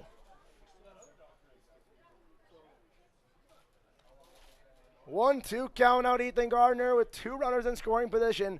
A chance to make the 4-run lead 6. If you can poke this in the outfield and score, both Carey from third and Daniels from second. Here is the 1-2 pitch to Gardner. Gardner's going to step out. He wants to recollect himself before he faces trying to get the K. Griffin Sharon trying to get a big strikeout or a big final out at least. 0-2, here's the pitch. 1-2, excuse me, here's the pitch. That one up and in. Count goes 2s. 2-2 count with 2 away. Griffin Sharon, the crucial last out in this one. This Sockeyes offense in the 4th and 5th so far. This is where they put the hurt on. 5 total runs, a chance to make it 7 if they get a hit to the outfield. 2-2 count, 2 away. Griffin Sharon trying to get out. Here's the pitch. That one's chopped over to third. Bordas makes the play. Cross time and throws on the money and perfect. 2 more runs come across. It's 5-1 lead going to the bottom half of the 5th inning.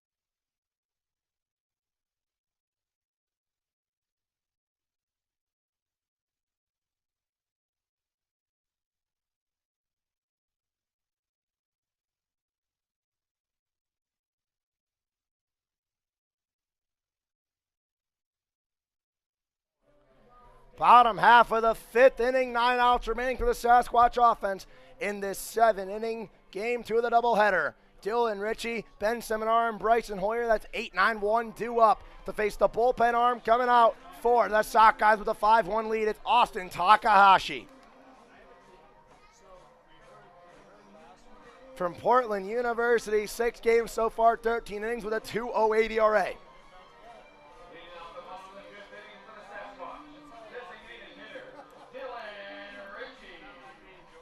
Ritchie grounded out down the third base line in his last plate appearance. We'll see what he does here leading off. First pitch, watches it for a ball.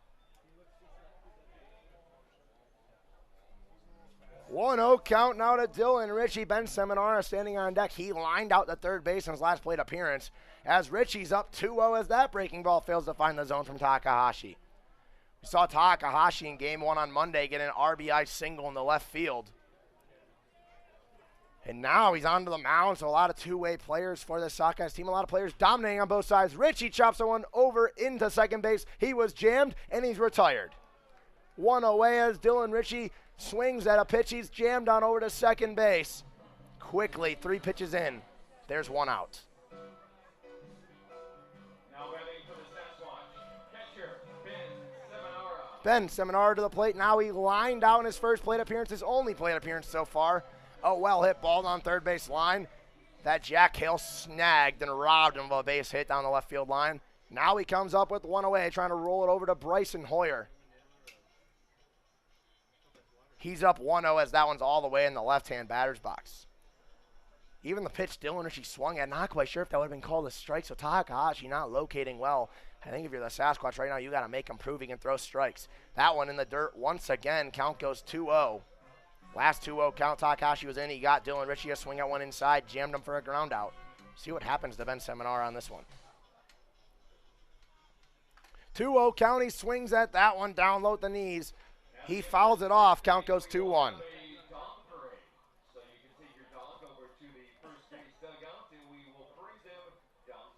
Seminara hitting near 250 coming into this one.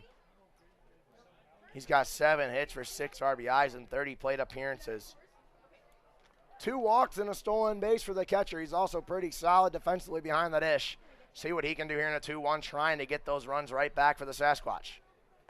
Breaking ball outside, it missed. Count goes 3-1.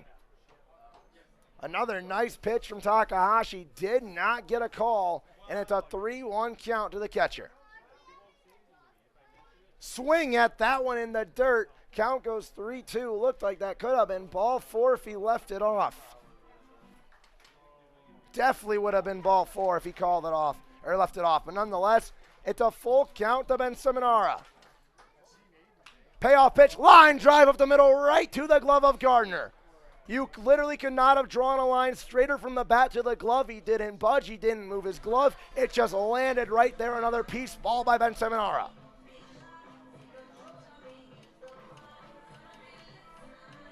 Two away, brings up Bryson Hoyer to the top of the order for the 3rd time today. He's at the rollover. Hoyer 0 for 2 on this one. He was great in game 1, 3 for 4. Has not had a lot of luck in game 2 so far. We'll see if he can get maybe a 2-out rally going against Takahashi, working with a 4-run deficit. Takes that one outside in the breaking ball for strike 1. It's an 0-1 count. Bryson Hoyer, potentially a 2-out rally could get started. Trey Vorwald standing on deck. We'll see what he does with 2 away. Chops that one foul in the air. Count goes 0-2. 0-2 count out of the center fielder. Bryson Hoyer with 2 away. Could be a quick 1-2-3 inning for Austin Takahashi. Be big for the Sockeyes' confidence. Put up 5 runs, also put up 2 zeros respectively in the same innings. They could run with it going to the 6th.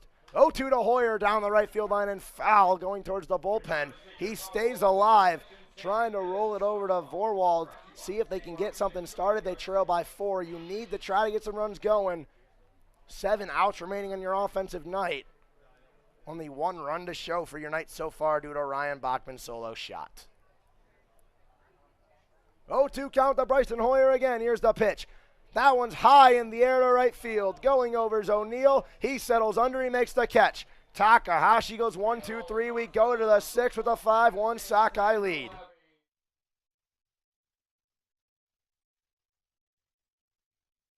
Do you know the locals' choice for gaming excitement? It's the Lodge at Deadwood Gaming Resort.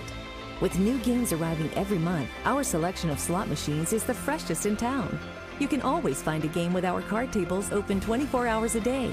And parking is free and easy at the Lodge, with the area's largest free parking only steps away from our front door. Enjoy spacious and comfortable gaming at the Lodge at Deadwood, the locals' choice.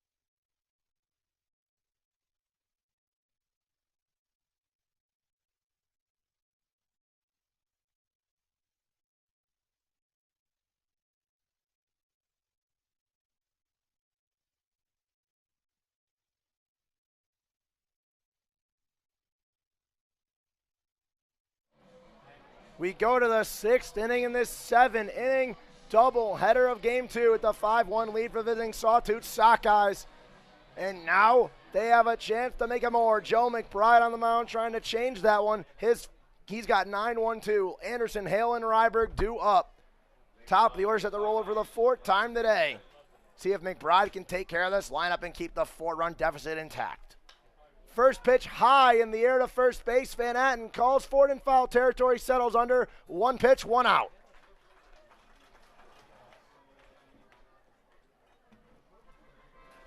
DJ Van Atten on first. His 3rd put out on a fly out in the infield for DJ Van Atten.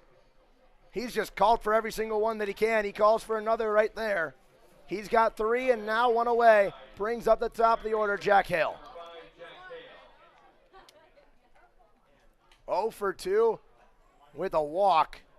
Has grounded out to the mound and flew out to DJ Van Atten at first. He takes that one low for a ball to 1-0.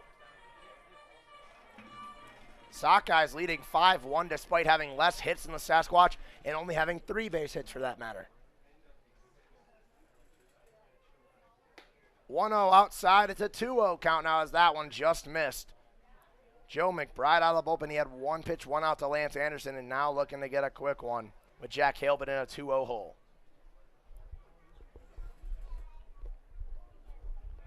2-0 count now to Jack Hale. Already walked once in this game, gets out of the way of that breaking ball. I don't even know why he got out of the way. It fooled him completely from McBride. It's called for a strike.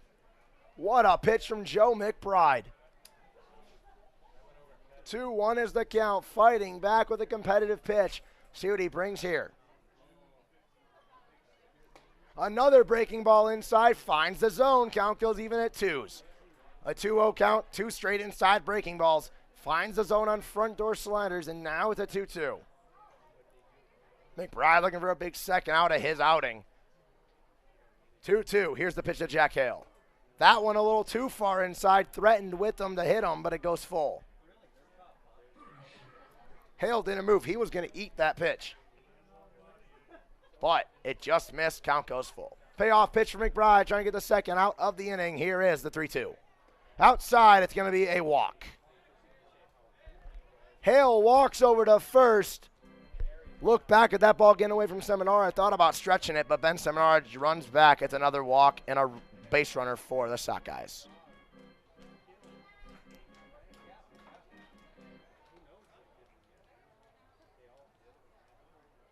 That's the 9th walk of the ball game for the Sockeyes. Despite having 3 hits, they have 5 runs, and that's because that's their 9th walk. They've been getting free bases left and right. It's basically Halloween at this point. And now it brings up Seth Ryberg, who, newsflash, has 2 walks.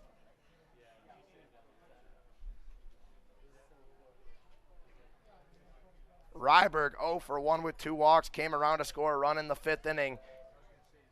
Excuse me, no, it's going to be a pinch hitter stepping up to the plate now.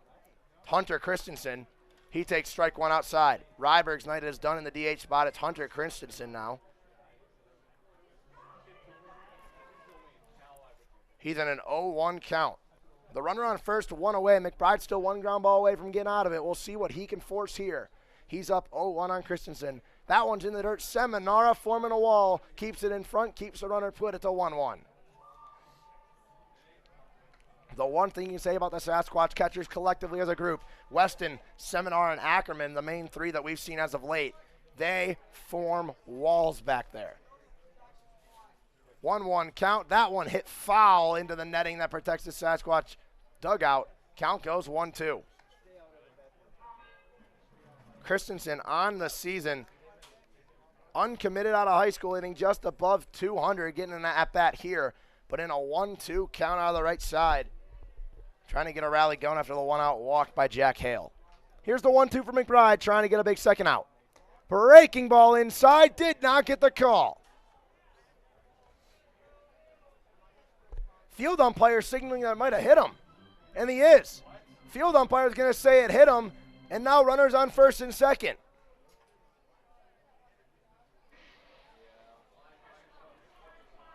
I don't understand how as a home plate umpire you don't see the ball change direction, but the field umpire in this case calls it by pitch. That was missed by the umpire behind the dish. Sticks his elbow out on a swing. He just didn't move the elbow. Did not move the elbow, takes it to the elbow. He gets on base, now brings up Ryder Cutlip. He also has walked twice.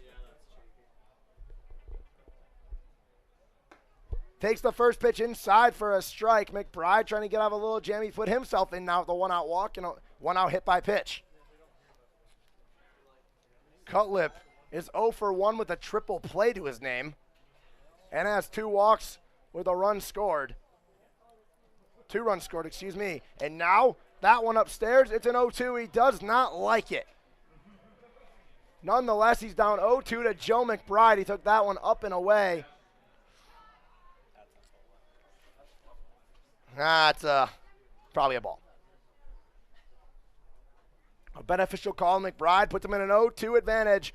Got a couple pitches to mess around with. See if you can get Cutlip to chase something out of the zone and wave. Here's the 0-2 for McBride. Hard in the air to left field. Vorwald going back, makes the catch. Runners stay put, 2 away. A well-hit ball by Ryder Cutlip on an 0-2 count, but Trey Vorwald is right there. There's 2 outs in this one, a chance to get out of it. Brings up Ethan He, the cleanup spot. He is 0 for 2 with a strikeout and a walk and a run scored. Right now, he has the winning run scored on a walk. It was on bases loaded with a walk that walked. Don't mean to overuse that word, but brought in Ethan He from third. Now he comes up with a chance to get his night. Seminar gets away. Runner goes to scoring position. Second and third.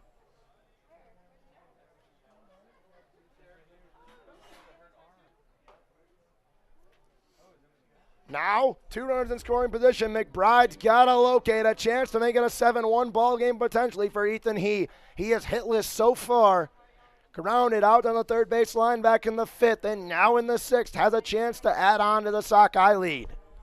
McBride collects, and here's the 1-0. That one finds the zone, goes for 1-1. McBride has been locating very well, except for that walk to Hale. And the unfortunate hit by pitch. I mean, even the hit by pitch wasn't really in a bad spot. Just leaned into it a little bit, did not budge at all. Just ate that thing was Hunter Christensen. 1-1 count to He. Here's the pitch. That one low and away. Seminara building a wall. Saves potentially a run as that breaking ball got away from McBride. 2-1.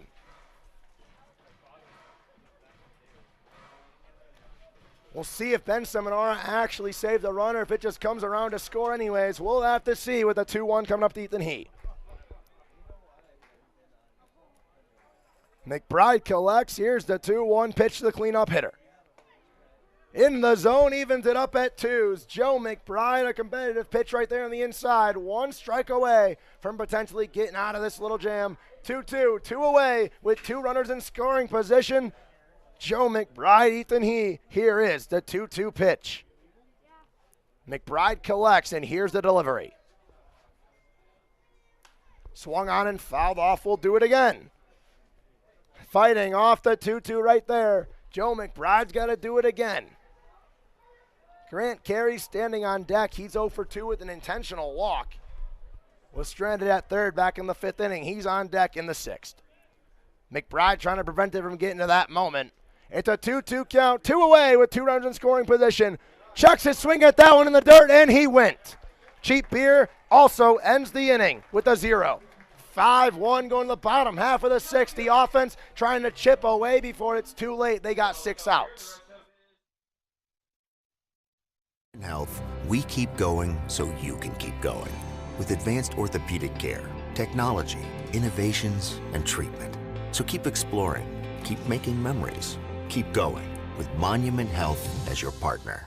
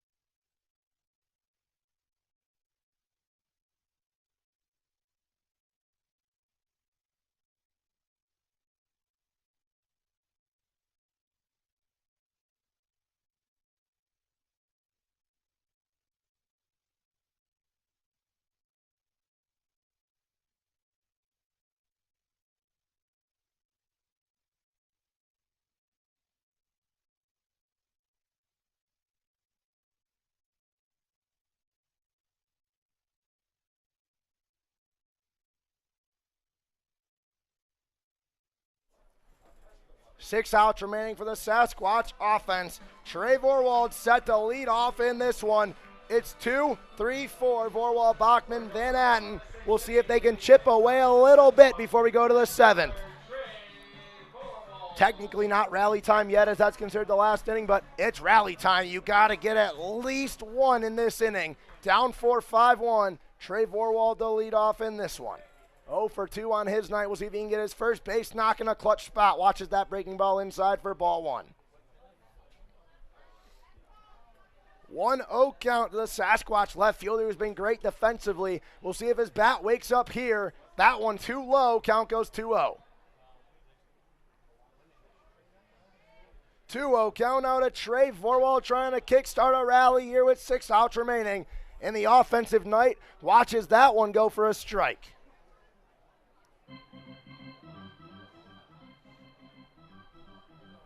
Takahashi went 1-2-3 in his first inning of work. He's out there for his second.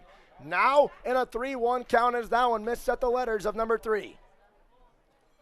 He's only got 7 walks in 13 innings, 14 now after the last one, 1-2-3. Could be number 8 right here, the 3-1 to Vorwald. Here is the 3-1 pitch. Outside, there it is, a leadoff walk and a leadoff base runner. Rally could be started. Let's see if the offense can prevail.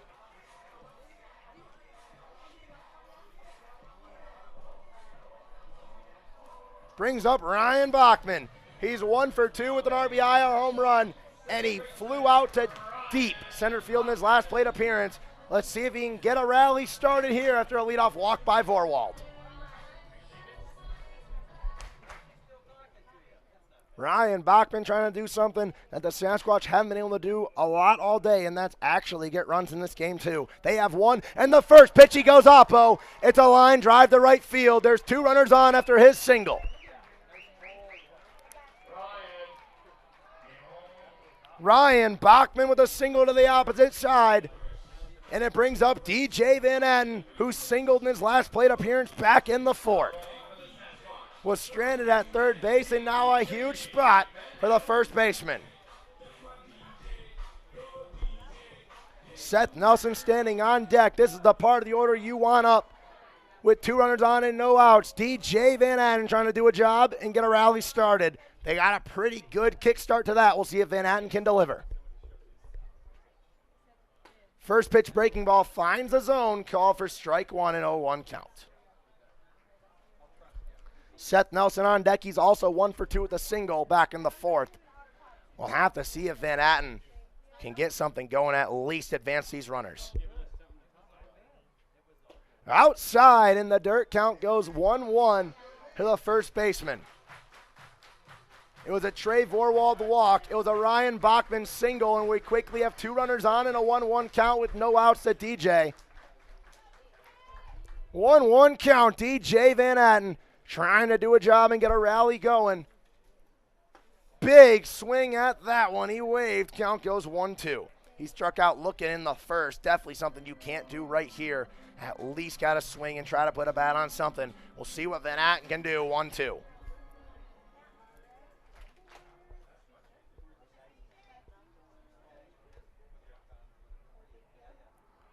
Takahashi finally collects. Here's the 1-2 pitch. High in the air to right field. Charging in is O'Neal. He drifts over. He makes the catch. Vorwald tags. The throw is going to be past the third baseman. Runners both advance, so it's basically a sacrifice squeeze bunt. Second and third with 1 out. That throw is on a rope from O'Neal, but maybe a foot too short. Gets by Hale. Allows Bachman to tag. Case and O'Neal unleashed a cannon. Did not work out. 2 runners in scoring position for Seth Nelson. 1 for 2 on his night. A chance to cut the deficit right in half. 2 runners in scoring position with 1 away. Seth Nelson trying to do a job here in the 6th. Takahashi had a big fly out from Van Atten for the first out. Both runners advanced though, and here's the pitch. Outside for strike 1 to Nelson. He saw it. Now we'll see what he does with an 0-1. He singled up the middle back in the 4th. Did not get an RBI as Van Atten had to hold up at second to see if that one was going to stay. and B going to be caught. He was stranded at first in said inning. Now the chance to do some damage. 0-1. That one inside for a ball. And wanting a word is Grant Carey with Takahashi. He wants to have a word before the 1-1 to number 1-9. You cannot go into the 7th inning, assuming Joe McBride goes back out and does his job. You cannot go to the bottom of the 7th, down 4. You need at least one minimum, dead minimum. But Seth Nelson has a chance to cut this deficit in half. He can get this to the outfield. I don't think with one away, if he gets one out there, they're going to send Ryan Bachman. But if it's well hit enough, he could add 2 RBIs to his night. 1-1 count, the number 1-9 for the Squatch, trying to do some damage. Down 4, but a chance to cut that in half. That one in there. They check Vorwald. No, it's a pump fake. They scared the living daylights out of number 3. He dove in desperately. 2-1 count to Nelson. A great idea by Carey. Fake the throw at Vorwald, scrambling to get back to the bag.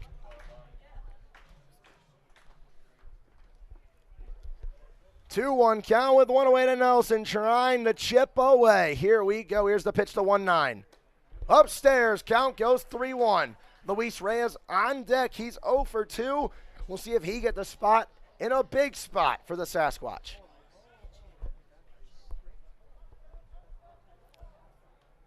Nelson's going to step out. He calls time at the dish before the 3-1. He wants to collect himself. He's going to retighten the batting gloves before he steps in. One pitch away from potentially loading the bases with one away for Luis Reyes. One pitch away from trying to do some damage, at least one run of damage with Vorwald at third. Here is the 3-1 pitch. Nelson chops it down the first base line and foul. Count goes full. Payoff pitch coming up from Austin Takahashi. This would be a big out for him, but a big spot for Seth Nelson to do some damage for the Sasquatch offense. Trying to mount a comeback in a game that they have been quiet. 5 hits, and can't believe I'm saying this. They have 2 more hits than the team that has 5 runs. Payoff pitch to Seth Nelson, trying to do some damage. Here's the pitch from Takahashi. Way upstairs, gets by. Vorwald making a beeline. The throw is high, and he scores. 1 run will score. Seth Nelson walks. Bachman to third. It's 5-2 with 1 away.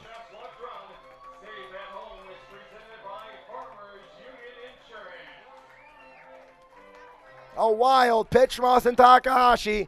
Vorwald scores from third. The throw was high from Carey, trying to gun him at the plate. 5-2, runners at the corners, 1 out. Luis Reyes to the plate. Mound visit coming up from the Sockeyes.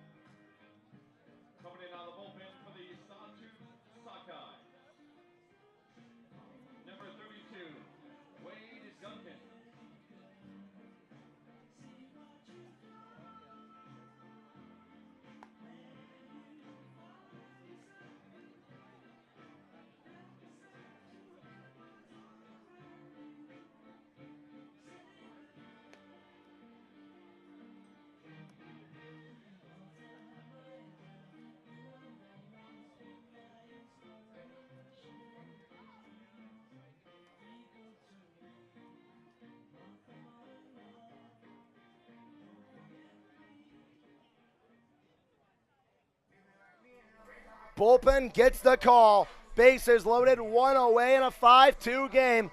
With the tying run on the base paths, Luis Reyes comes up to the plate to face the new bullpen arm. It's Wade Duncan. We saw him in game 1 on Monday. He was phenomenal, and now he gets the call in a huge spot and potentially a game-changing spot to face number 9. He's 0 for 2 with a ground out and a flyout. We'll see what he does right here in a big spot. Luis Reyes trying to cut into this game. Runner takes off from first. Nelson's caught in the middle. He's going to go to second. He's trying to get a pickle distraction for Bachman. He goes to second. They throw to Bachman. A stolen base. It's a weird one, but it's an SB nonetheless. Wow. Well, I don't know if I've ever seen a stolen base like that, but Seth Nelson, an absolute beauty. Now an 0-1 count to Reyes. But 2 runners in scoring position, a chance to make it a 1-run ball game potentially. Here is the pitch from Duncan. Hit into right field. It'll score 1. Will they send Nelson? They hold him right there. An RBI single makes it 5-3 from Luis Reyes.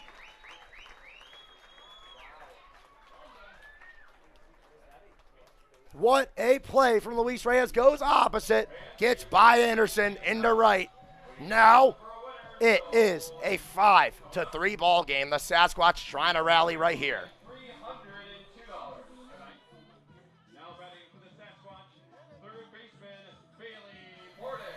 Bailey Bordes to the plate now. 1 away. Runners on the corners.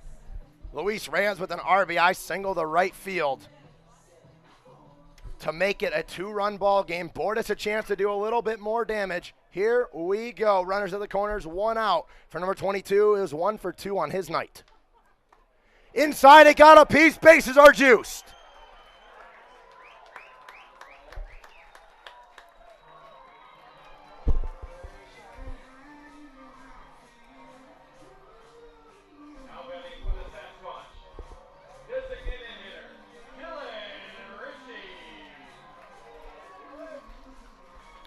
Dylan Ritchie to the plate.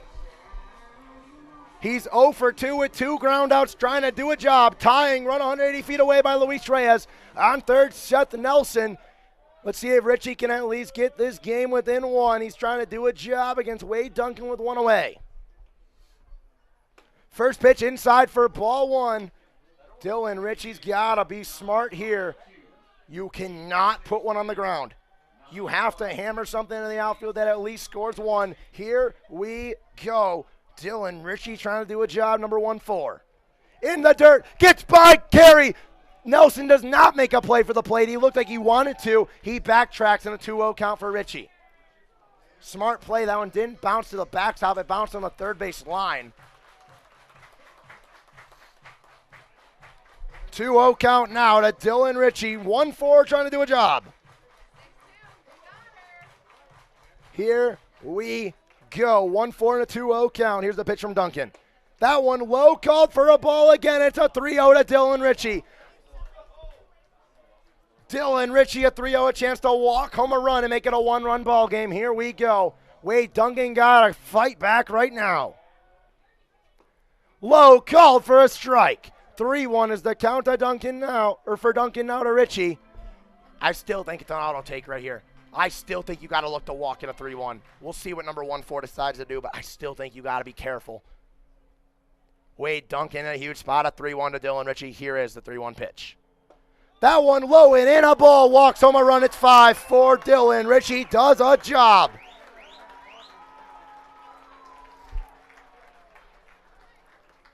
Daniel Thiessen getting the call off the bench to pinch hit for Ben Seminara.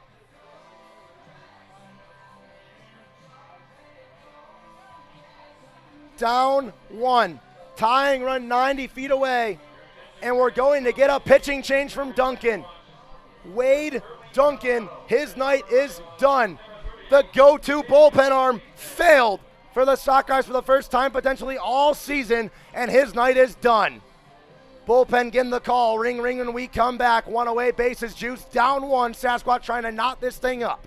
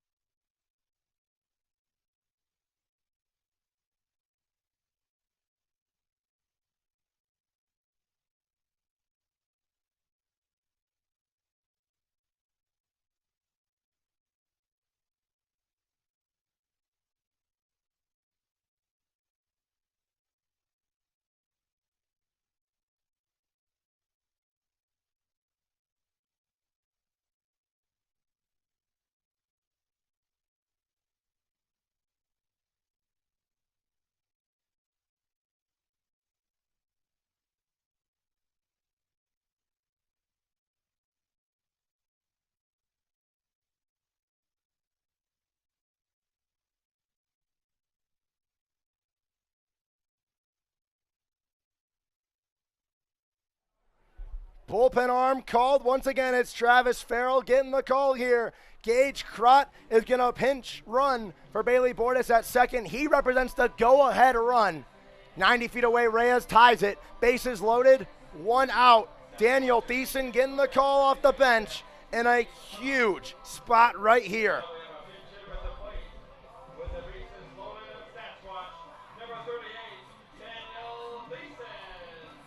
Daniel Thiessen, this is your moment. Let's go.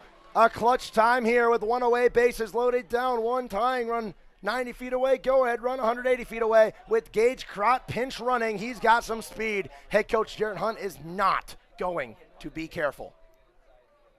Here's the first pitch from Farrell.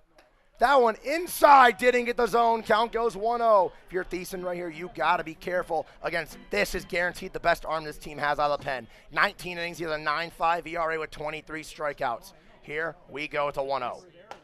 That one high for a 2-0. Daniel Thiessen works a 2-0 count. Here we go. We have life in Spearfish. 2-0 count at Daniel Thiessen trying to do a job and at least tie this game up. Fouls that one off the inside of the bat. Count goes 2-1 to number 38. There's 1 out, so a pop fly deep enough in the outfield to score. Reyes does a job, but we just saw from O'Neill and right, he's got a cannon, so Thiessen's got to turn on and put it to left, so at least you can test the arm of right or cutlip. Here's the 2-1 with 1 away to Daniel Thiessen. He hits that one over to second base. Anderson charging in. No double play. He's out at first, but the game is tied. It does a job. We're tied at 5.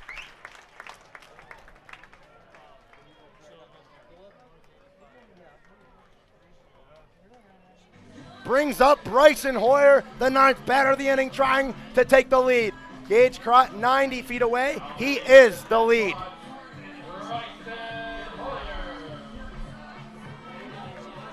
Bryson Hoyer is 0 for 3 on the night, but he has a chance to rejuvenate his game. No one will remember the first 3 at-bats if he puts a Sasquatch on lead here with 2 away. Travis Farrell trying to keep the game tied. That one in the dirt for ball 1. There's runners on second and third. Crott at third, Ritchie at second. Here we go. Bryson Hoyer a chance to not only take the lead, but if he can hit it deep enough, take the lead by 2 with Dylan Ritchie standing at second base. Hoyer takes it up and in for a ball. 2-0 count. Travis Farrell having a little bit of trouble.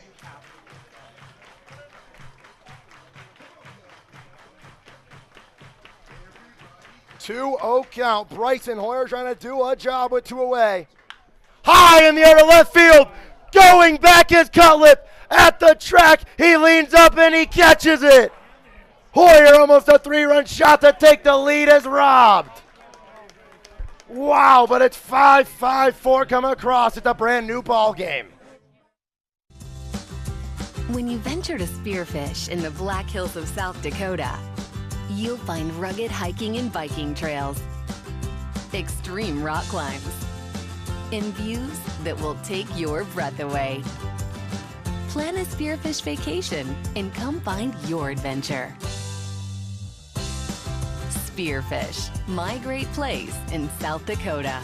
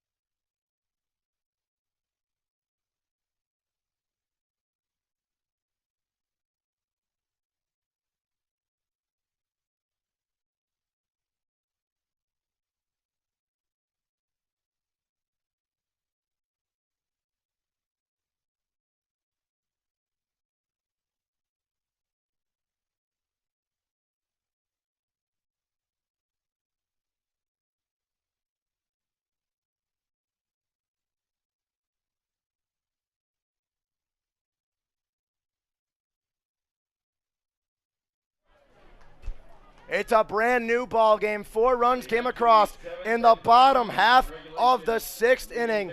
Here we go. Joe McBride on the mound. He pitched last inning. He was down 5-1. He put up a 0. 4 runs come across. It's tied at the brand new game.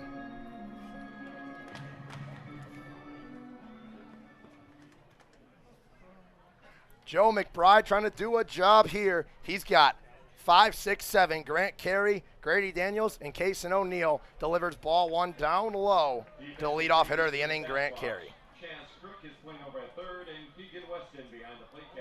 Chaz Crook at third and Weston behind the dish. After Seminar was pinch hit for by Daniel Thiessen, drove in the tying run. Wasn't a pretty one as he ground out the second, but it was a weak ground out the second, which you might think is bad, but it avoided a double play. It scored a run, and we're tied now because of it. McBride, a high fly ball in the foul territory. Count goes even at 1-1. Number 1-6 trying to do a job out of the bullpen. Grant Carey's 0 for 2 with an intentional walk. On deck, Grady Daniels has 2 singles. He's 2 for 3. He's got a decently hard part of the order as that one's low. Weston scoops it up. It's 2-1.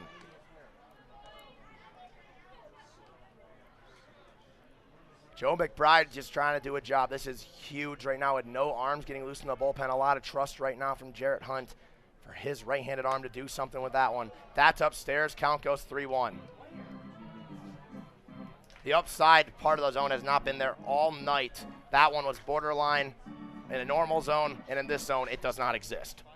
McBride's got to fight back. Here's the 3-1 pitch. Outside, doesn't get the call. A lead-off walk in a tie game.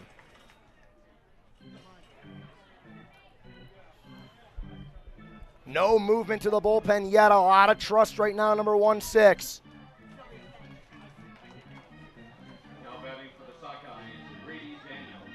Grady Daniels to the plate now. He's 2 for 3 with 2 singles. Let's see if McBride can do what no one else has done since the 2nd inning with Aiden Bennett, and that is retire. Grady Daniels, the first baseman in the 6th spot. Leadoff walk is the go-ahead run here in the 7th. That one shot foul back towards the dugout of the Sasquatch. It's an 0-1 count for Joe McBride. Let's see if an arm starts moving around, just getting ready for if you need to go to the pen. Be interesting to see who it would be, and if it'll happen. I know head coach Jarrett Hunt has a lot of trust in Joe McBride. We'll see what he does here after the leadoff walk. He's ahead 0-1 on Daniels. Swing and a wave at that one in the dirt. And now an 0-2 count.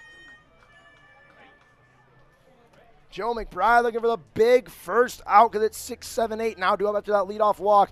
Daniels, O'Neill, and Gardner, who stands in the hole but trying to take care of Grady Daniels. That one low and inside. Weston keeps it in front of him. It's ball 1, almost scary right there. But Keegan Weston forms a wall. Jack Sutton is looking like he's making movements towards the bullpen. Got to wonder if he's going to get warmer, just get loose and be ready. But now a 1-2 count. Joe McBride trying to do a job, get a big first out. Here's the pitch. That one low and inside again, bounced away from Weston, and it's going to advance the go-ahead run in the scoring position.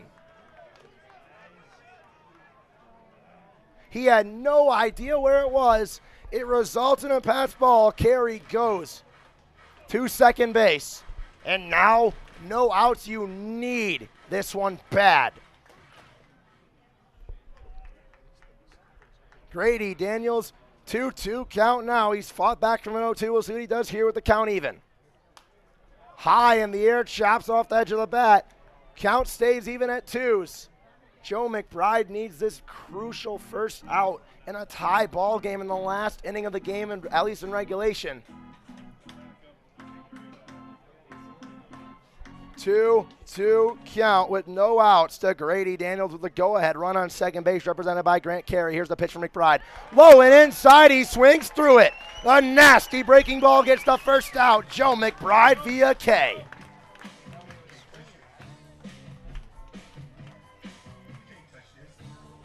Kason O'Neill in 3 at-bats. Doesn't have a registered at-bat. He's got 2 walks and a sac fly RBI back in the 5th. Attention fans, now batting for the Sockeyes, pinch hitting number 2, Carter Walsh. Carter Walsh is going to pinch hit for Kason O'Neill. Take over right field as well. See what he does. He played center field in game 1, got this game off, takes strike 1. In game 1 earlier today, he played center field and hit in the 9-hole. He was 1 for 3 with a strikeout, also had a single and a run scored in his first plate appearance. We'll see what he does here in a big spot. McBride looking for a crucial second out. That one low and away. Weston forms a wall, keeps it in front. Runner stays put at second. 1-1 with 1 away. McBride wants a new baseball. A big lead at second from Grant Carey there. I would not be surprised if McBride at least steps off, because with that big lead, anybody that wants to can really go.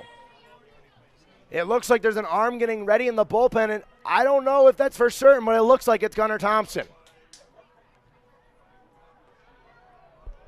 1-1 count with 1 away to Carter. Walsh trying to do a job here, and there it is. A big lead at second from Carey, and McBride doesn't like it. He steps off. Told you not to be surprised if he does it, and the next pitch he does it. Because that's a go-ahead run here in the top half of the last inning, the 7th inning of this doubleheader. 1-1 count, 1 away to Carter Walsh. Here's the pitch from McBride. That one, the line drive to left field. Vorwald steps in, makes the catch. 2 away, Trey Vorwald in the perfect spot. Now Ethan Gardner trying to do a job. He's over 2 with a walk. Here we go. It's going to be a pinch hitter. It's Hadley Smith. Now batting for the Sockeyes, pinch hitting, number 19, Hadley Smith. Hadley Smith going to pinch hit here in a big spot. 2 away, the go-ahead run on second. Joe McBride trying to do himself a job. Here we go, 2 away, 1 pitch away from getting out of this inning. Waves at that breaking ball, a beauty for McBride, 0-1.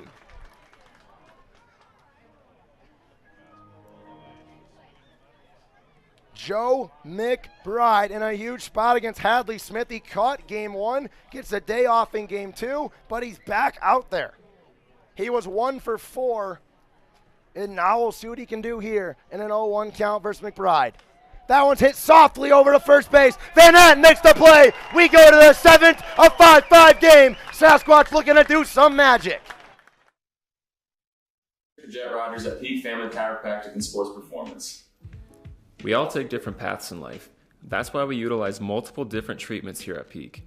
Our main treatment is our high-level chiropractic adjustment, but we also emphasize the use of cupping, scraping, vibration massage, trigger point therapy, and active care to promote movement, strength, mobility, and most of all, pain relief.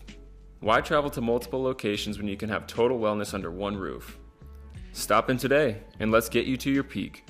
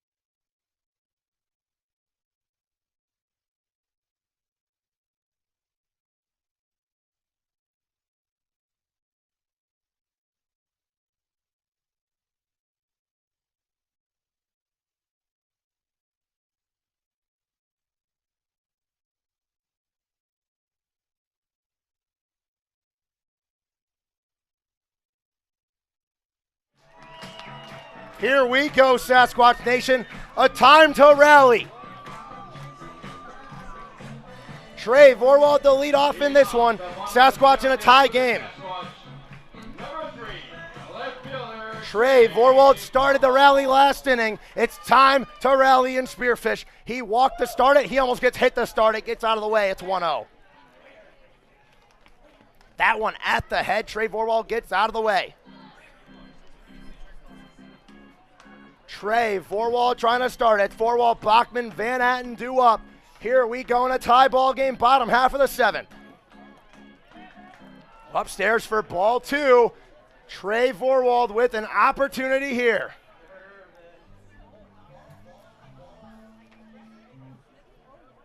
Travis Farrell on the mound once again. He's trying to get out of this when he locates down for a strike on the 2-0 for 2-1. The Sasquatch hit around last inning. Vorwald is 0 for 2, but he had that big walk that started that 6th inning when the Sasquatch tied it up with 4 runs. Trying to do something here. Gets out of the way of that one. A fastball at the face. 2 fastballs at the head is not a coincidence.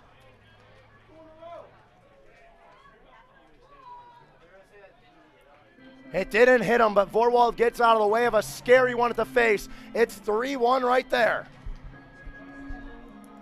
Trey Vorwald trying to do a job. Here we go. Big swing and a miss at the 3-1. Count goes full to the leadoff hitter of the inning, Trey Vorwald, number 3. Trying to do something right here. This would be huge. Here we go. Payoff pitch to Vorwald. Delivered and fouled. He stays alive. He sees another. We'll get a full count pitch part 2.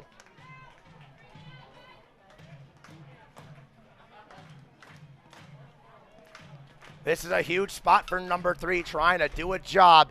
Here we go. Payoff pitch part 2 from Farrell. Here's the pitch to Vorwald. Upstairs he walks. Trey Vorwald, the winning runs on base. Here we go. The heart of the order with a chance.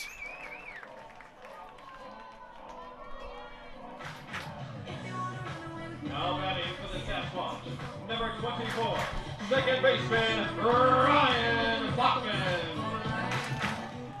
Ryan Bachman to the plate now with the winning run on first.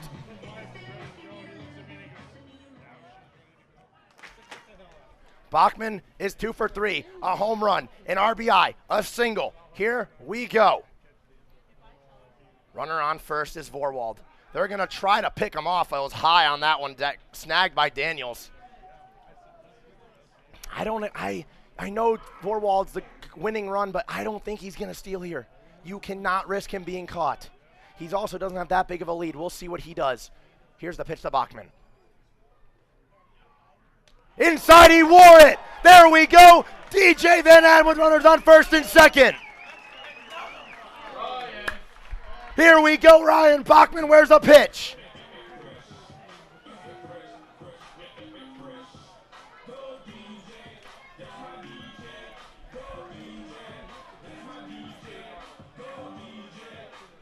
They're going to get a mound visit going on. Will that be it for Travis Farrell? Will they move to a lefty that's warming up in the bullpen? We will see what pitching coach Brian Wolf decides here. Fraternal member benefits to individuals and families. Serving Spearfish. Find Rodney and Michael online at modernwoodman.org to start the conversation. Everybody clap your hands.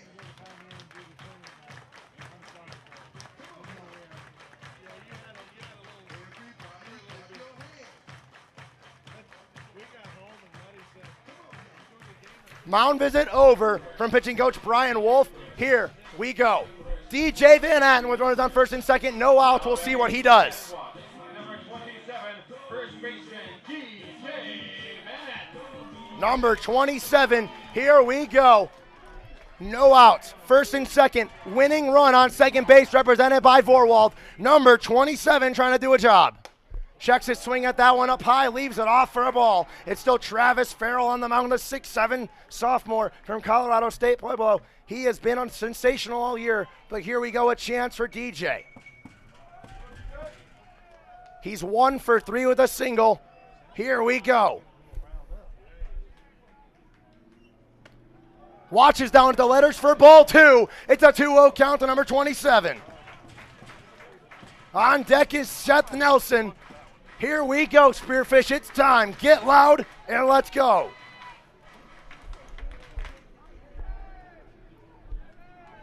Two-0 count to number 27.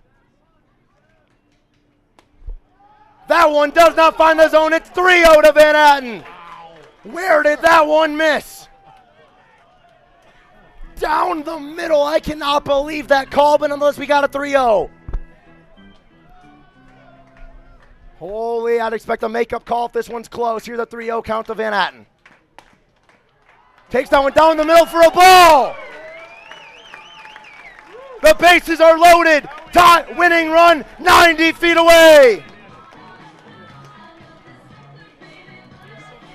Seth Nelson, a chance to play hero.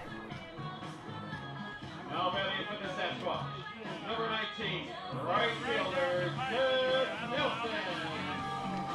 A pitching change probably coming up. They're moving to the bullpen. Number 19 has a chance if he can just put a ball in the outfield deep enough to score speedy Trey Vorwald and send us home. The night is done for Travis Farrell. Bases loaded, no out. Seth Nelson when we return.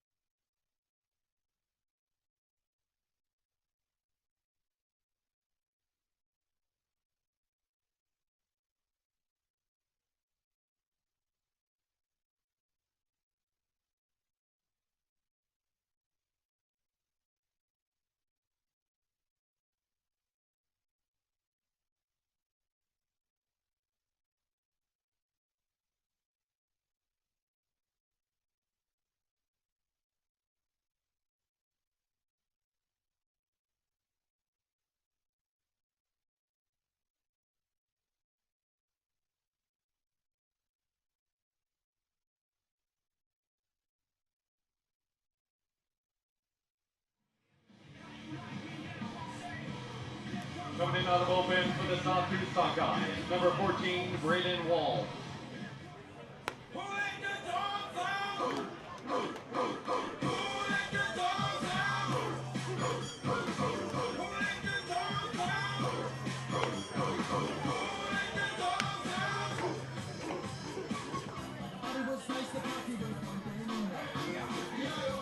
First Interstate Bank would like to extend thanks to their clients who trust them with their finances, mortgages, and dreams. These are deals that don't fit on balance sheets. They are a currency more valuable than money. And that's what First Interstate has built this bank to hold. First Interstate Bank, built for you, member FDIC, and an equal housing lender.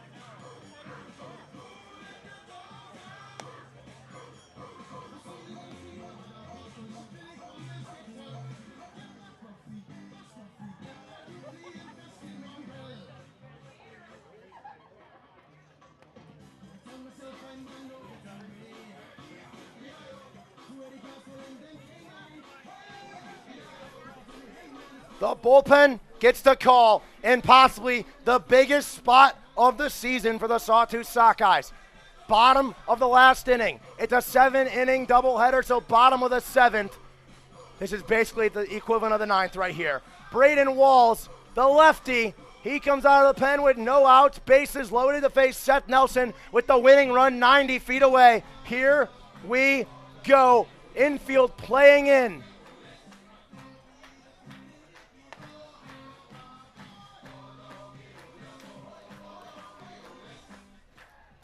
Oh my Lord, a team that has been so unlucky all year with these kind of situations.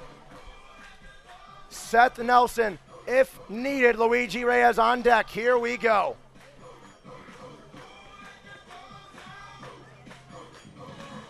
Infield playing in for Seth Nelson to the plate. Winning run 90 feet away for number 19. Here we go. A job can be done by Seth Nelson, the crowd trying to get in it.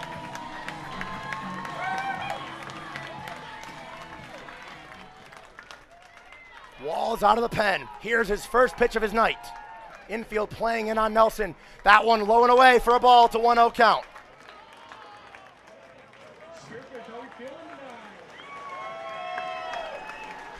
Crowd getting behind 1-9. Here we go.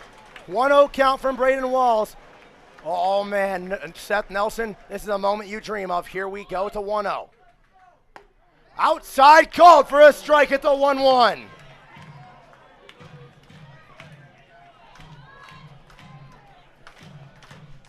1-1 count to Seth Nelson.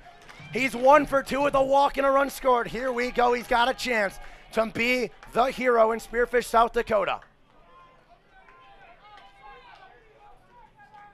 1-1, here's the pitch. Outside, called for a strike. An interesting defensive setup right now. They have 5 infielders and only 2 outfielders. They are prepared for anything. They brought in their left fielder to play infield. They are blocking everything. Nelson's got to put a ball in the air and deep. Here we go in a 1-2. Got to go defensive, choke up a little bit, do a job. 1-2 count to number 19. This is what you dream of as a kid. Here we go, Seth Nelson. That one outside, gets by the catcher. Forward to the plate. Good night, Spearfish. Let's go home. Let's go home, fans at Spearfish. Trey Vorwald on a wild pitch. Spearfish, how are we feeling tonight? My God! The first walk-off of the year comes via a wild pitch. You could not write a better script. And I can say it now, the rally dog worked. The Sasquatch win the series with a doubleheader sweep on a Wednesday afternoon. Your hero is Trey Vorwald. Stay tuned for Sasquatch After Hours. We're going to talk to the man himself, Trey Vorwald, walking it off here in front of a nice crowd of nearly 500 fans in the Black Hills on a Wednesday night.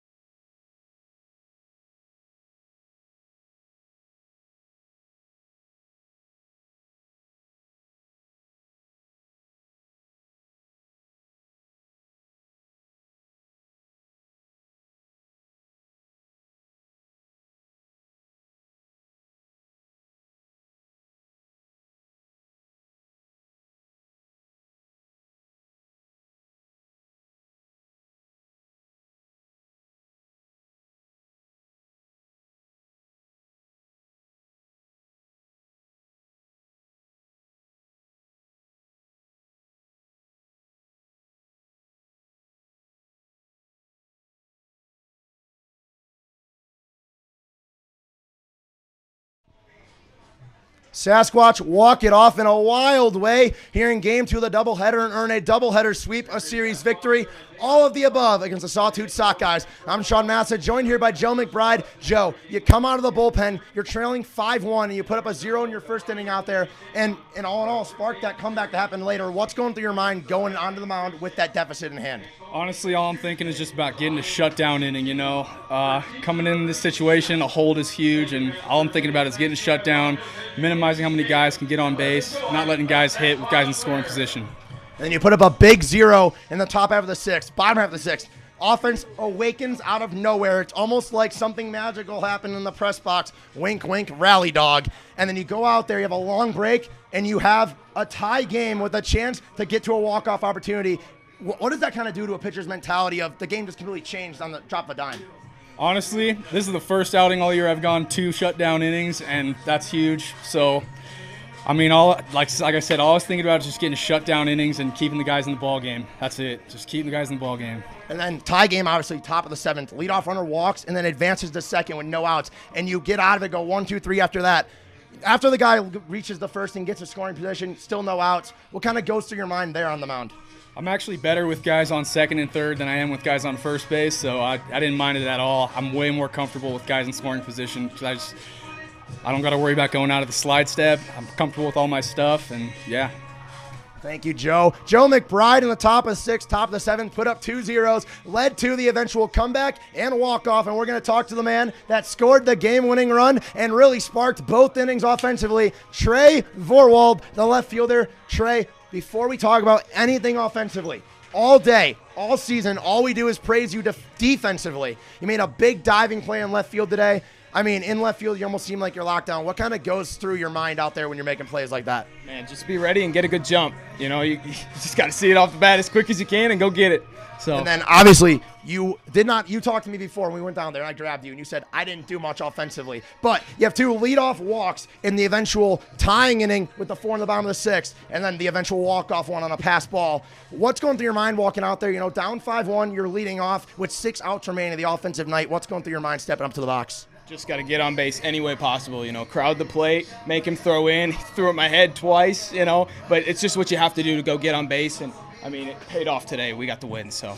And then that ball gets by the home plate catcher, and that's a tough play to make and a tough read at third. You take the gamble and try to score the game-winning run with no outs, despite, I mean, if you would have stayed, could have had a chance for Seth Nelson just to put a ball in play and you score anyways. What's kind of going through your mind? That ball gets by. Was it just go at it? Yeah, I mean, just get a good jump. Just get a great jump. You know, be super focused on every pitch, and I saw it away, so I just went.